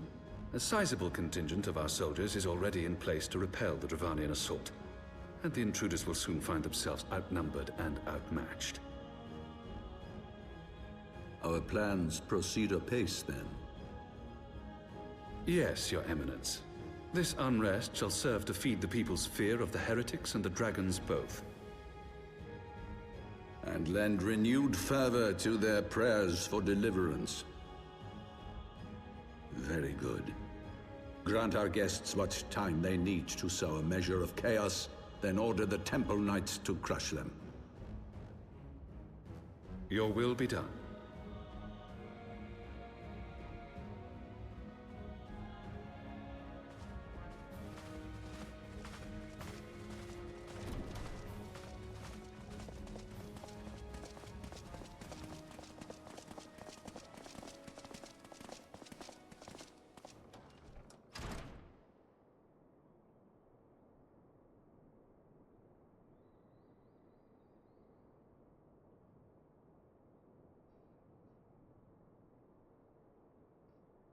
The moment is at hand.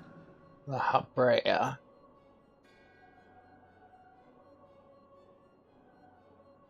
Excellent. All shall soon be in alignment.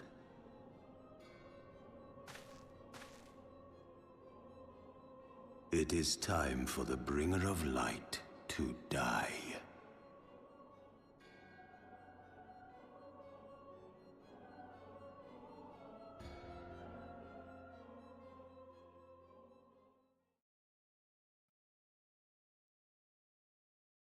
How very dare you!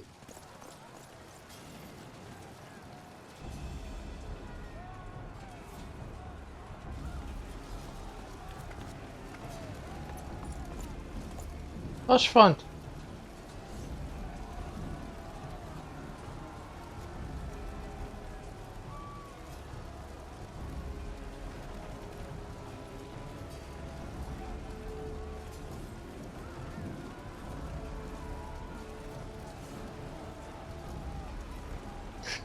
I love how he's just like, oh, the warrior light's there, the Stydian's there, she's cool then. He doesn't even really question it.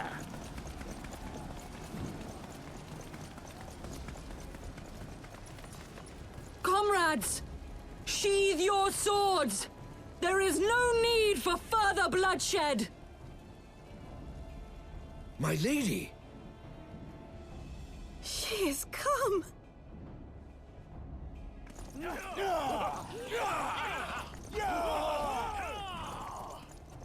Hear me, brothers and sisters! The war is ended! Nidhogg is no more!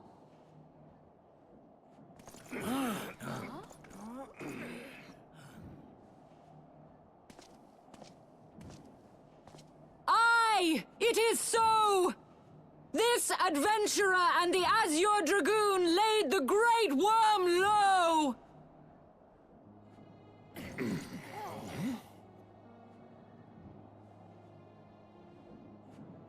The endless cycle of violence between man and dragon was born of our forefathers' treachery. You have followed me, bled with me, to bring this truth to light that we might all know peace. But Nidhogg is dead. Nidhogg is dead, my friends! He who bore such hatred towards Ishgard is dead! Let his hatred die with him, I say! Let us sheathe our swords and go in peace! Have we lost? No, my friend! Far from it! At long last, the peace for which we have so desperately fought is within our grasp. And I, for one, would not forsake it!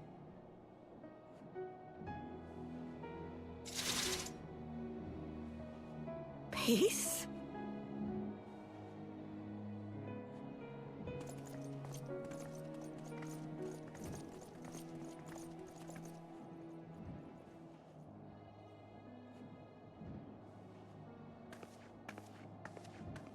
Seize the witch! Let none escape!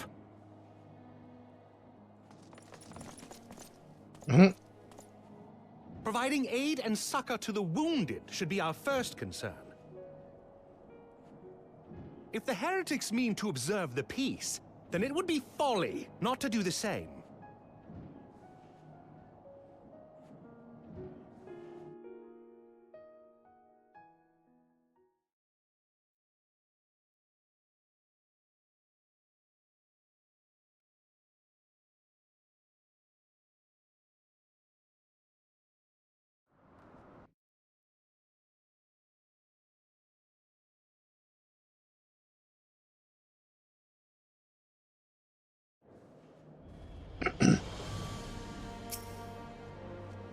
Let us see how long this peace lasts.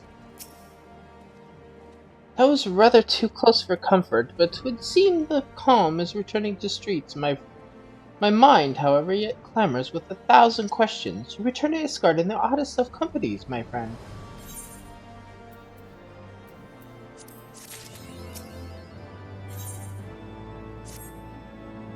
I confess I was more than a little dismayed to see you in the company of Lady Iceheart. Whatever is going on, Lily? You won't believe it, man. There's so much going on. Beg pardon! You traveled to the Trending Mist together, along with a Stydian. Never was there a more unlikely alliance, nor one so magnificently effective. Nidhogg dead, the heretics pacified. Father and Sir Emmerich must know of this. Let us break the news to them together. I will bring Sir Emmerich to Portem's Manor. Yes, an excellent suggestion. Very well. Lily and I shall await you there.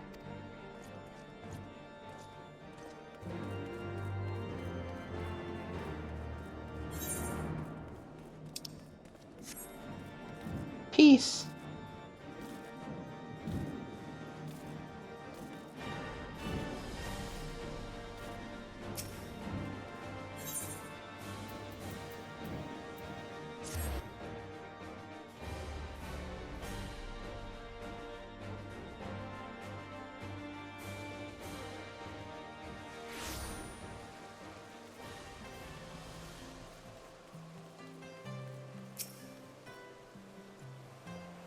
Welcome, Mistress Lovecraft. Shall I show you into the manor? Yes.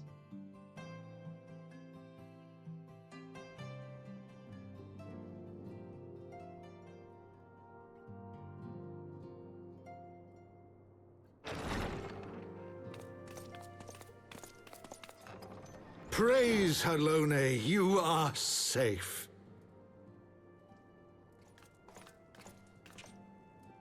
My safety was never in doubt, Father. For I had the Azure Dragoon and the Warrior of Light by my side. We bring the most wonderful tidings.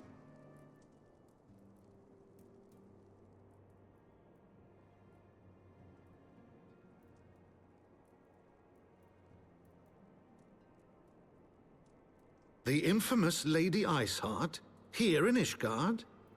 This is most unexpected. She has done much to quell the violence. The Inquisition may not approve, but we are glad of her presence. And with the Great Worm's demise, even our nation's more reactionary elements will have scant grounds to press for her immediate impeachment. My thoughts exactly. What of the truth revealed to us by Hraesvelga?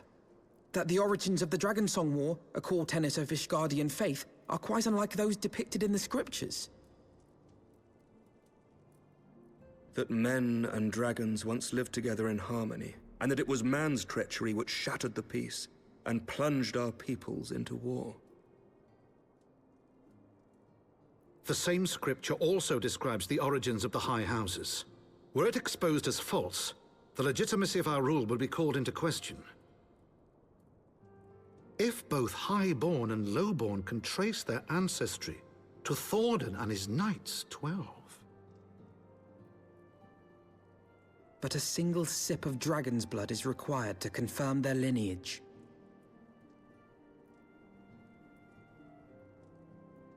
If the Holy See knew of this and chose to remain silent, their crimes are grievous indeed. Regardless, this state of affairs cannot be allowed to continue.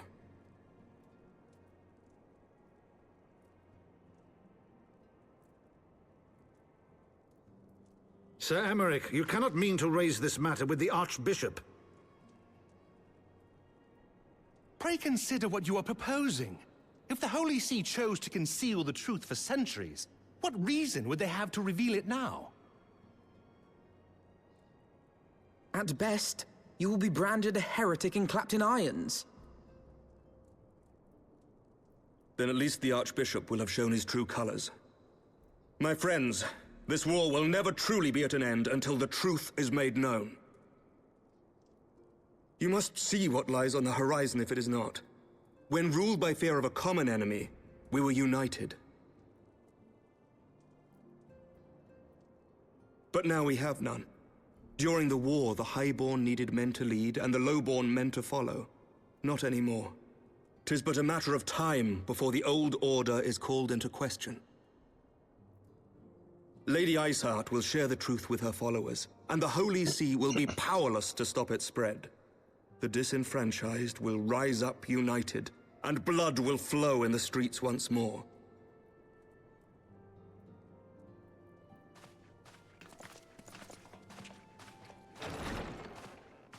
A divided Ishgard will not survive.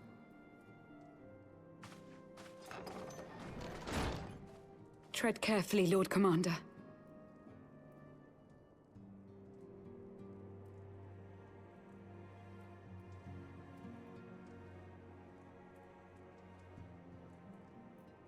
My lady, is it wise to let him go? I sympathize with the Lord Commander's desire for reform, but to approach the Archbishop in this manner bespeaks an idealism to which I did not think Sir Emmerich prone. Though he comports himself as a realist, he has long dreamt of reform. 'Twas that idealism which first drew me to him. That which made me swear an oath to serve. We must not think of ways to hinder his cause, but rather ways to aid it. Even should the Holy See cry heresy. You cannot mean... If the Lord Commander does not return from the vault at the appointed hour, I mean to go and fetch him. Have care, my lady. Your words border on treason. Should they reach the wrong ears, you will be declared an enemy of Ishgard. That is a risk I am willing to take. Lest you forget, my lord, I am not born of this land. My loyalty is to the Lord Commander alone. But I speak only of what may come to pass.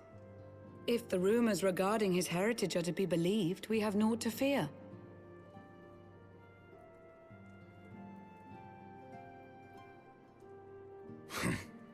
Lies and slander. Forgive me, what rumors are these? Yeah, tell us. That Sir Emmerich is the Archbishop's bastard son. Senior clergy are not permitted to marry and sire children. But even the holiest among us are not immune to temptation. I labor to believe it. Sir Emmerich is truly the Archbishop's son.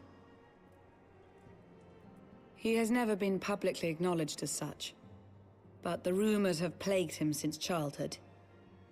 That he rose to his current position, despite being despised as a bastard and accused of profiting from his father's influence, bespeaks the quality of his character. It is my hope that on this occasion, the burden of his birth will work in his favor. Should our worst fears be realized, the Archbishop will not be so quick to execute his own flesh and blood, affording us time to mount a rescue. Bastard or trueborn, he is our nation's best hope. If the Holy See dares to threaten him, I shall lead the charge against the Vault myself. Hear, hear! The future of Ishgard rests on Sir Emmerich's shoulders. I too will do mine utmost to aid his cause. Orshafon, be reasonable. A knight lives to serve, Father. To aid those in need. The people need Sir Emmerich more than ever, and we may be his only hope. There is no greater calling for a knight than to save the life of his fellow man. I swear to you, on the sigil of our house, that I shall do this and make you proud.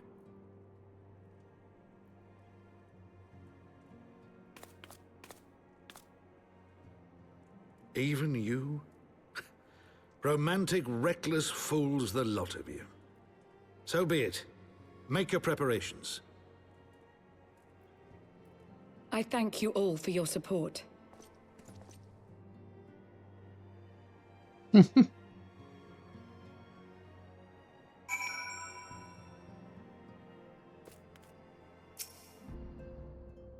Have no fear, father. My arm will not falter, and my shield will not break. I promise you, we shall prevail. If we must risk the fortunes of our house to bring this truth to light, then so be it. But are you truly prepared to do this? To face the Heaven's Ward in battle if you must? Far be it from me to criticize a man for his blind idealism, but he might at least have pretended to consider another course. Of all the people, he should know better. Though your assistance is most welcome, I fear it will not be enough. Few as we are, we will struggle to reach the Lord Commander. If we are to succeed, we must need to recruit others to our cause.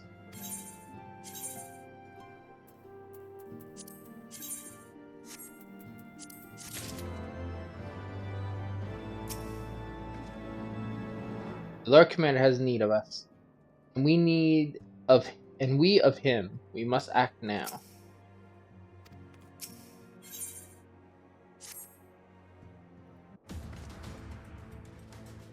But how are we to carry out this bold endeavor, even with an army of knights at our backs? A direct assault on the vault seems unlikely to succeed.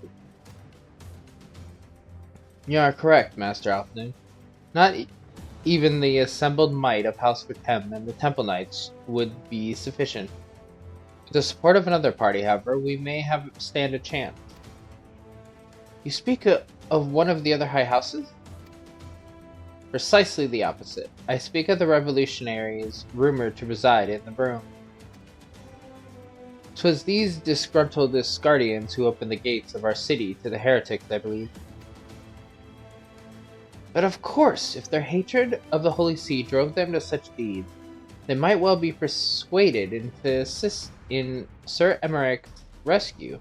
Knowing the truth, he would lay bare. Such is my hope, Master Alphonse, and I would have you and Lily reach out to them. As a Temple Knight and sworn servant of the Holy See, any overtures I make are doomed to fail. But as outsiders, the two of you may receive a warmer welcome. Very well, we shall seek out the leader of these revolutionaries and make our case. My thanks, Justinian. Will your brothers heed your command if you order them to stand? Dragoons have no love for politics, my lady. They will gladly watch and wait, while the highborn fight amongst themselves. How very wise, Lily. We should hurry to the Forgotten Knight. Tatru may have knowledge of the revolutionaries. Let's go. We must save Sir Emeric.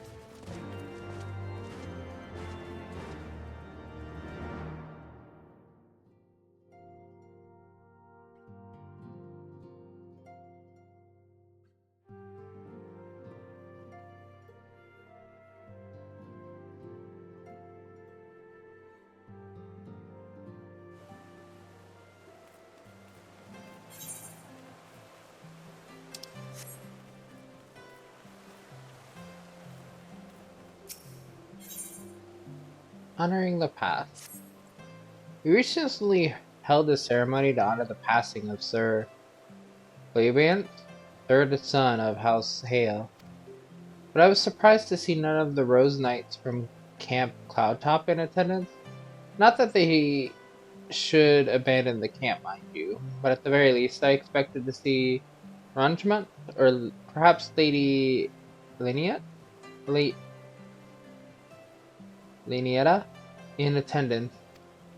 I'm sure she has her reasons for not attending, but Ron Tremont is a dear friend of mine, and I know how he cared for Sir Mem, however you say the name. They worked quite closely together for many years, down to the very end. Which is why I want you to present this to him. The battle standard raised during the ceremony. I'm certain he would have attended if he could, and at the very least, I should think he would appreciate a memento from the ceremony. What's an Aether Current one for the Sea of Clouds, I believe?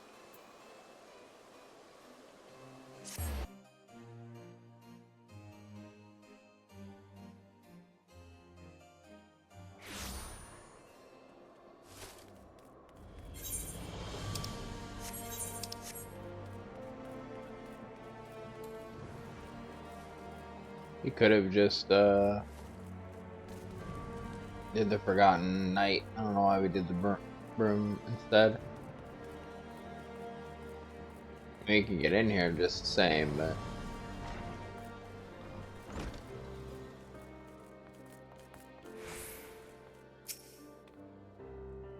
Lily, Alphino, gods! I've been worried sick. It's good to see you. And you, Tataru. How did you manage to escape the chaos in the streets?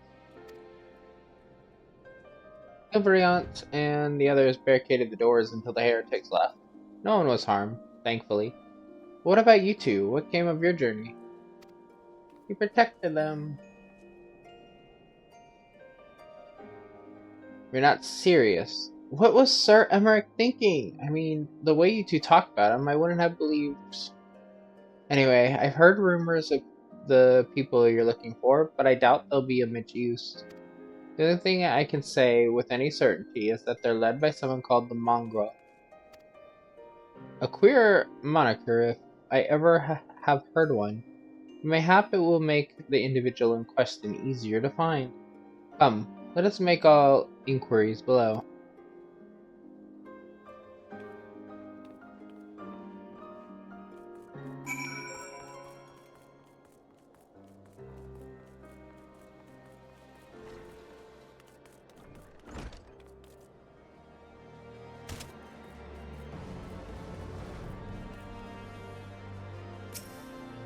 Mongrel? Not sure I catch your meaning.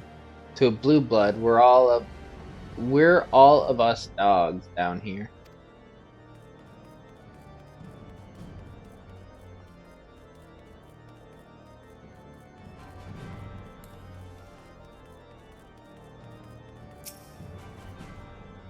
What's that? Speak up. I can't hear as well as I used to.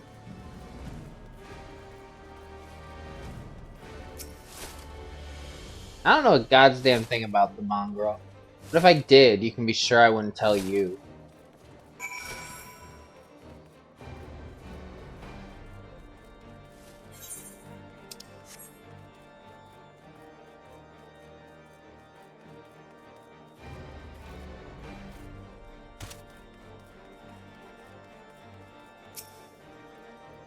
Not a single shred of information, just as I expected. These revolutionaries would not have evaded capture for so long without the masses' complacency.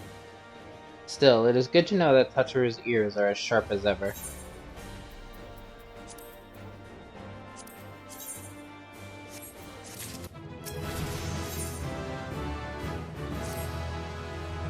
Frustrating though it may be, we must press on. While I continue speaking with the people of the room, why not go and see if Gabriant knows aught of value?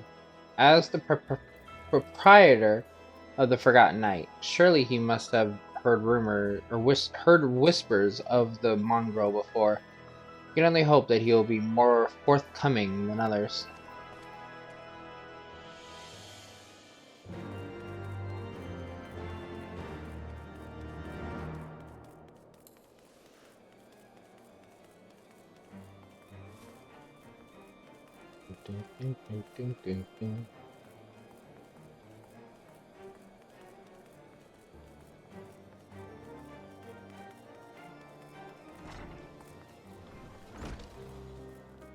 I'm gonna get to a certain point before I end off here. You know, people long for a sympathetic ear. They need to know that it comes with tight lips. Discretion, Lily. That's what my customers expect. If they don't get it, then I don't get them. That being said, I'm not without my sympathies. I've heard the tales, and I know you've done right by highborn and lowborn alike. Least I can do is point you in the direction, but to do that, I'll need you to do something for me. So it happens there's a hunter up in the Cozier who owes me a fair bit of coin. However, I've agreed to accept payment in fresh herbs. Go and get them for me, agreed?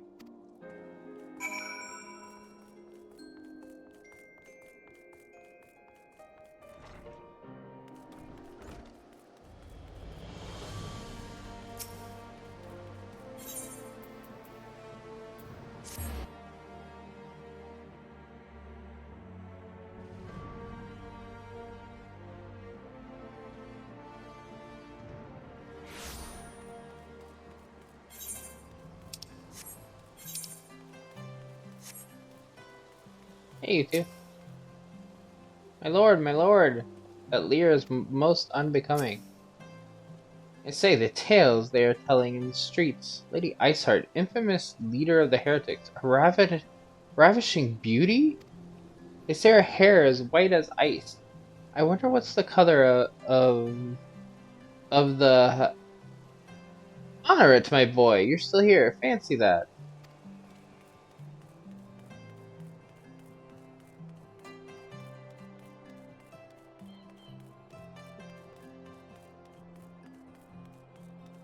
Looking hunter. So you're Gilbert's errand girl. Good. How's he doing? Same as always. Right. Any road, I hope he appreciates how much trouble I had to go through on account of his bloody herbs. Tell him to enjoy them while they last, because I doubt I'll be able to find any more next year.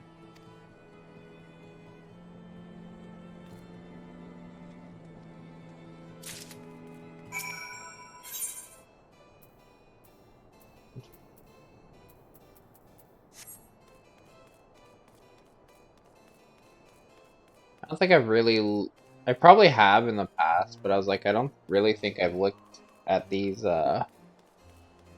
merchants here too much.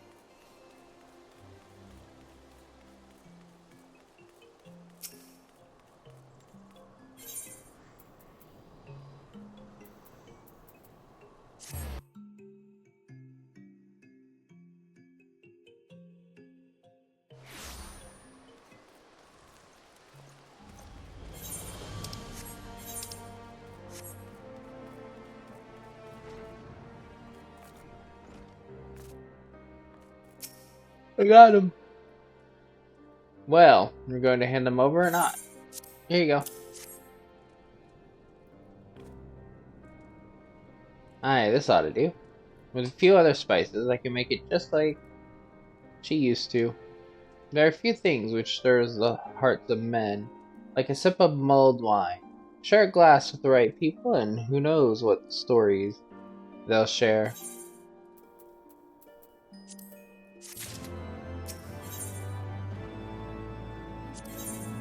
Noble indiscretion. Now that I think on it, there's a woman I know who's rather fond of this blend. Aethria is her name, and she resides in the Pillars. She's a maidservant to some noble house or another. I forget. Anyway, be a shame if she didn't get to try this wine. Why not give her a bottle?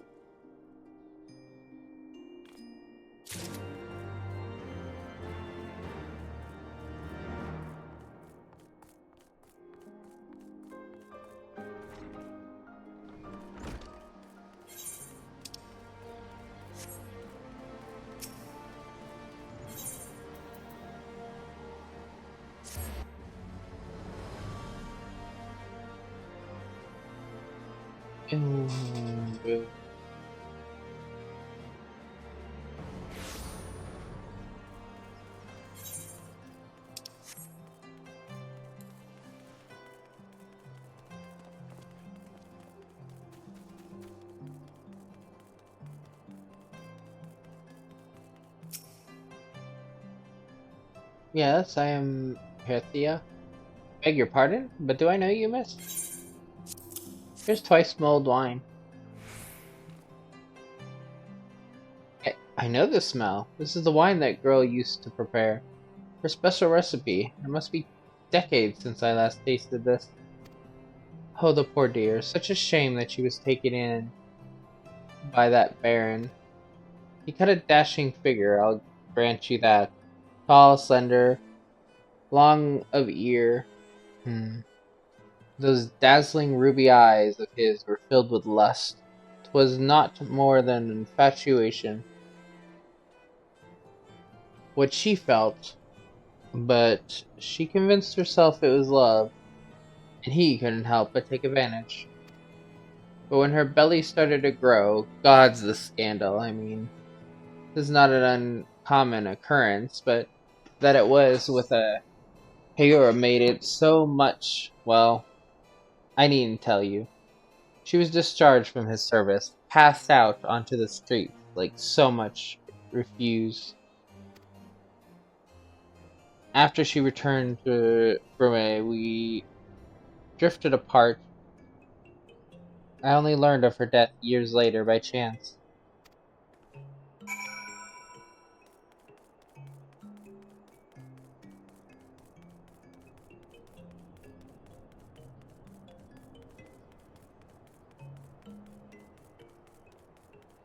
Well then.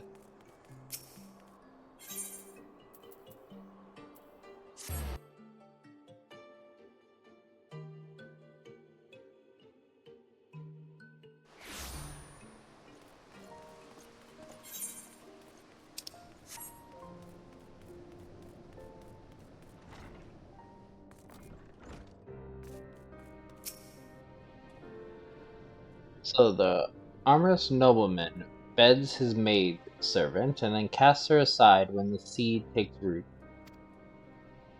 Not the most original tale, is it? Cold comfort for the women and children who live it, though.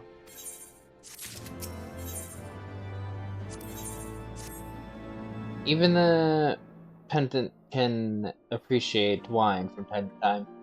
Take Geraldix, for example. Surely you've heard of him, no? He's a monk who offers succor to the poorest of the poor in Brume. A man of many vows, but none which prohibit spirituous beverages. Aye, if ever there was a man who deserved drink, it'd be him.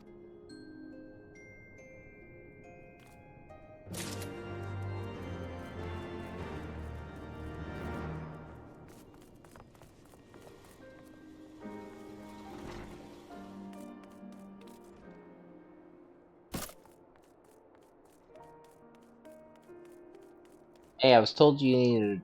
Yeah, I was told you need a drink. Leon's blessing be upon you, miss. A gift for me.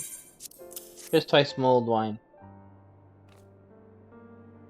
The scent, how reminiscent of wine once made by a dear old friend. May her soul rest in peace. Forsaken by her family, she toiled tirelessly to feed and clothe her child.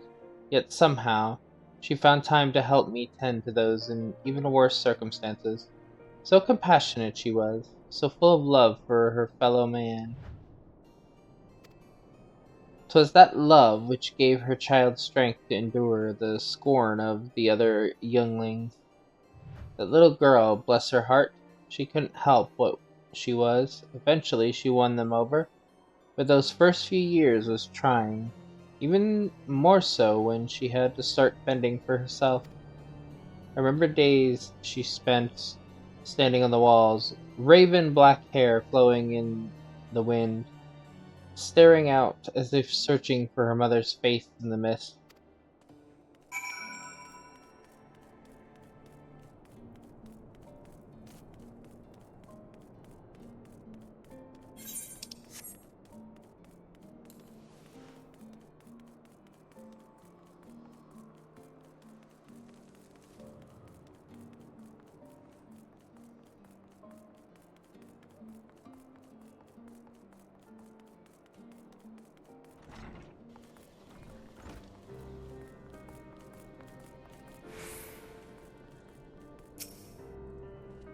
She was a remarkable woman, Lily. After everything she was forced to endure, she still remained hopeful for the future, for her daughter's future.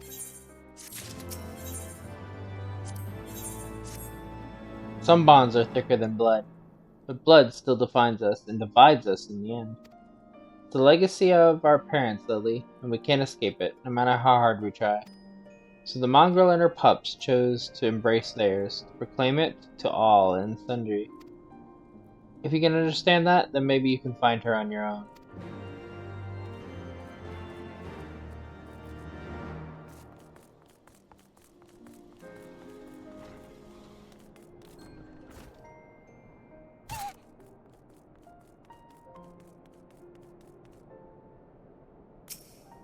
Still looking for your mongrel? Like I said before, take your pick. Plenty around if you know where to look. Or did you fancy someone specific? Looking for a mongrel with ruby red eyes and raven black hair. I'm looking for a mongrel with raven black eyes and ruby red hair. Oh, someone's got unusual taste. Afraid I can't help you though. Won't, rather. It's bloody obvious you ain't of the room. Did you think I'd just tell you because you asked nicely? Yes. He asked so nicely though.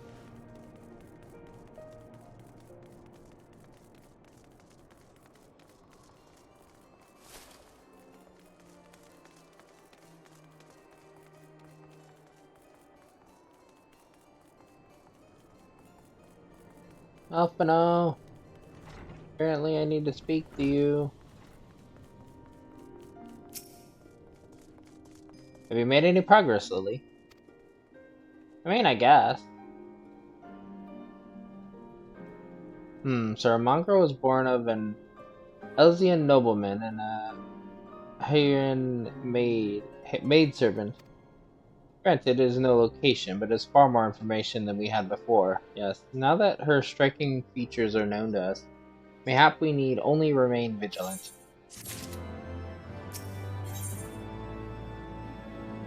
Fire and blood. There must be a way we can draw the mongrel out in the open. Mayhap we should discuss this with Tataru. Speaking of which, where is Tataru? Oh, confound it! She went below to make inquiries on her own, didn't she? We must find her quickly, Lily. I have a premonition that this is not going to end well. If somebody hurts Tataru, I will hurt them!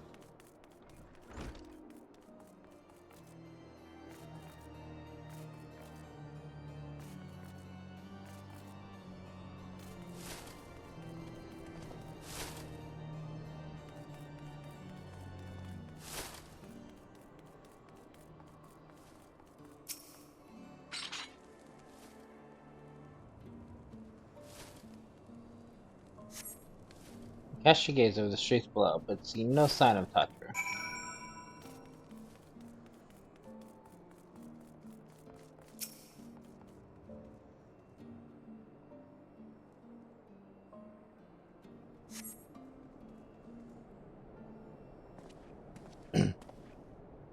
She must be around here somewhere. I take it you've had no luck either?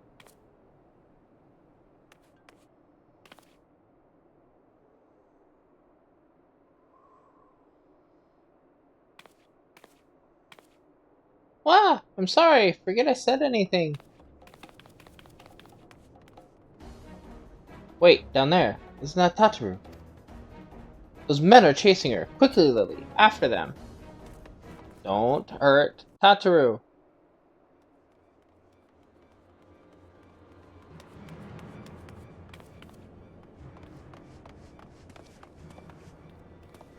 Where do you think you're going, Missy?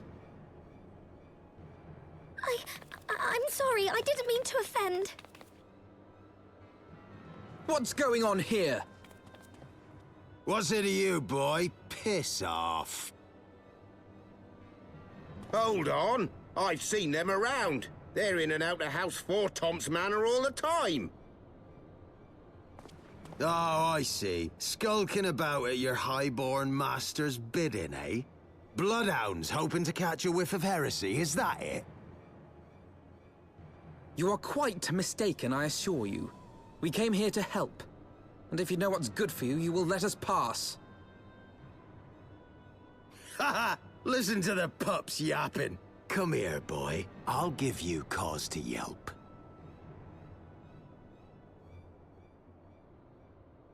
Enough! Leave threatening women and children to our betters. We don't have the knack.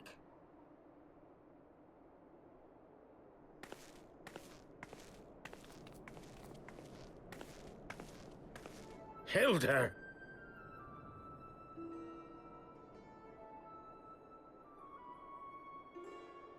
Lay a finger on the Blue Blood's pups, and you're like to lose the hand.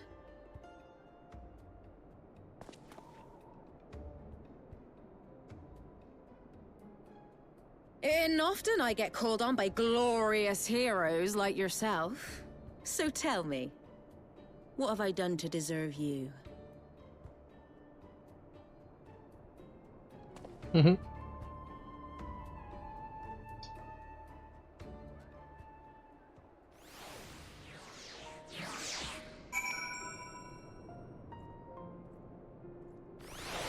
First things first. Tatra, are you okay? They didn't much care for my story about the weathered cane.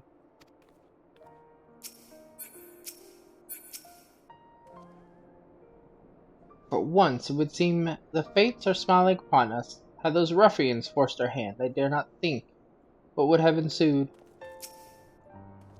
Whatever it is you gotta say it. I've got my eye on you. Before you start, let's go somewhere a bit more private, eh? The Forgotten Knights, eh?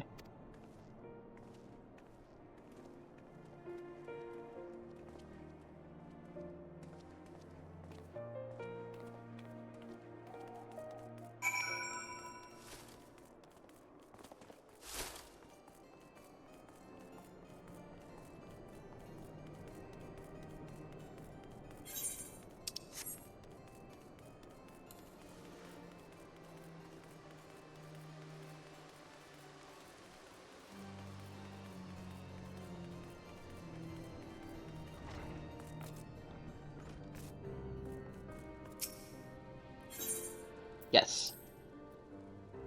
We shall do this instant.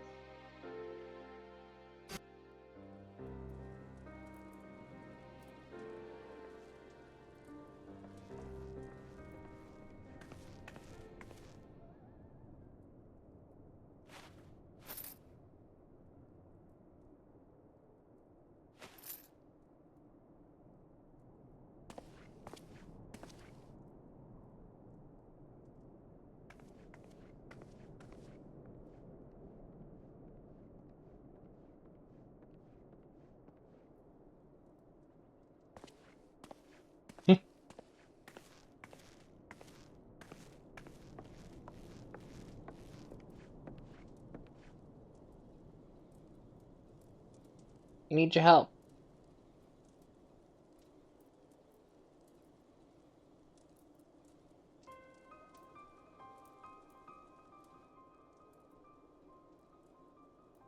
So, while you're on your way to kill Nidhogg, you stumbled on some dirty secrets that the Holy See has been hiding for centuries. Eh? What are they on about?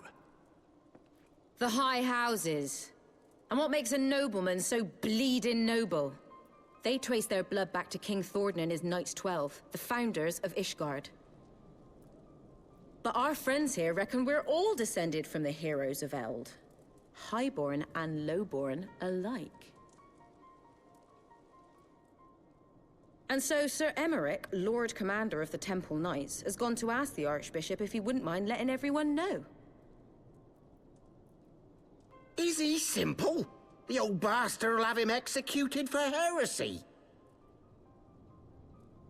Well, seems to me that's what the good sir wants.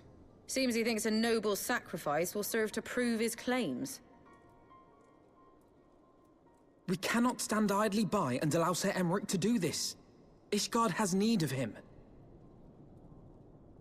Look, you've a good heart, I can see that. Willing to risk your neck for someone else even when his troubles ain't yours. But what's this got to do with me? If Sir Emmerich is imprisoned in the vault, we will need all the help we can muster to breach their defenses and rescue him.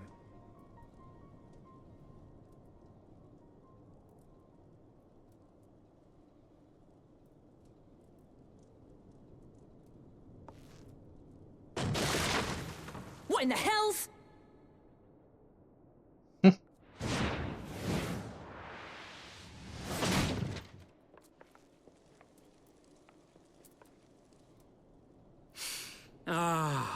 The unmistakable scent of heresy.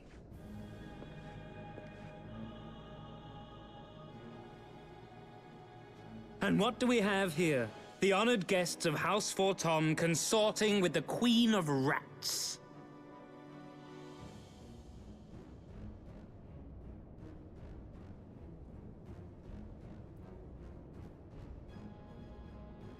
Ooh, plotting insurrection, I shouldn't wonder.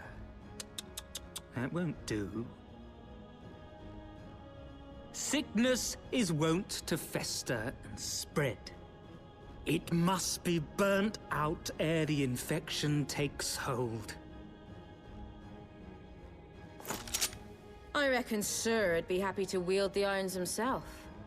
Well, so happens I've got irons of my own.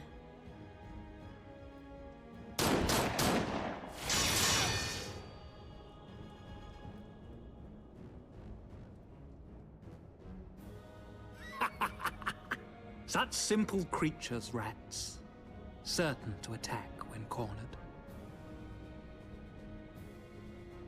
Let us step outside, milady. In here, your toys could hurt someone.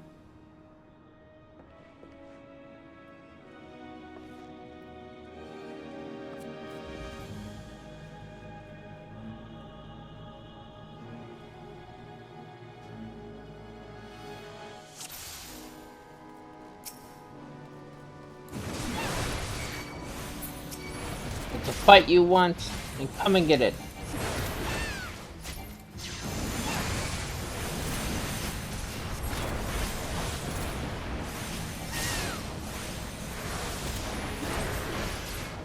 Right there!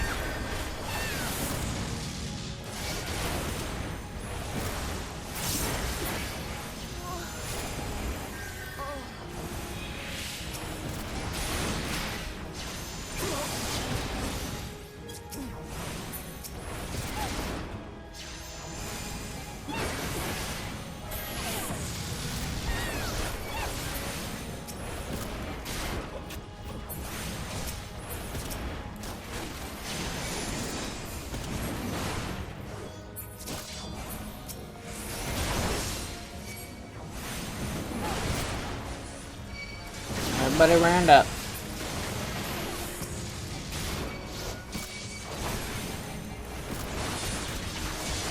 You disgust me.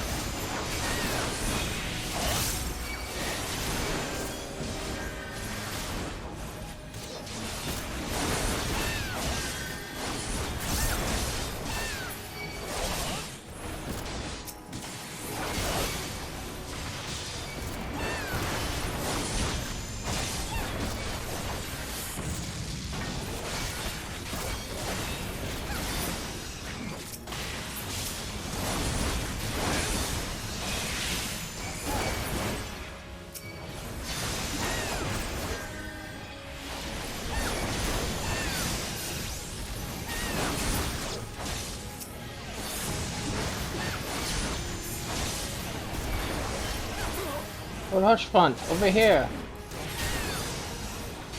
How fitting, the noble bastard and the mongrel bitch. This mongrel bitch is going to put a bullet between your eyes. Bear witness!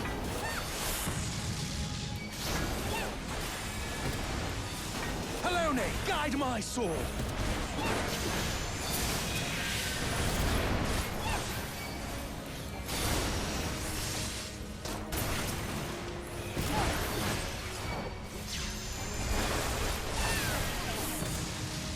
Filthy rats!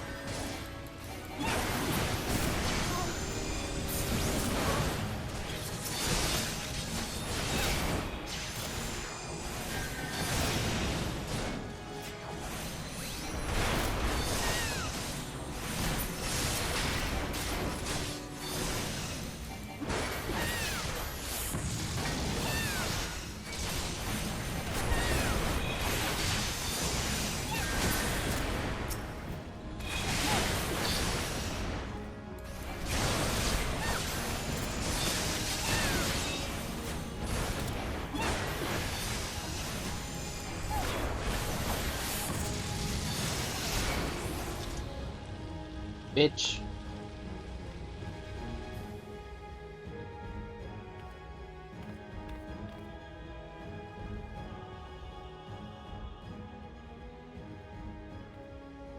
There's no denying your gifts. A well-deserved reputation indeed.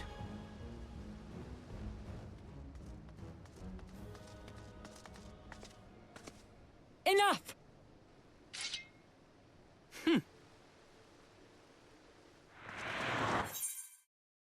No! Did they go in maintenance in the middle of that? No! I didn't see the warning. Usually they give us warning. Damn. Okay. Well, that's that. We'll resume this in the next video. Like, comment, and subscribe.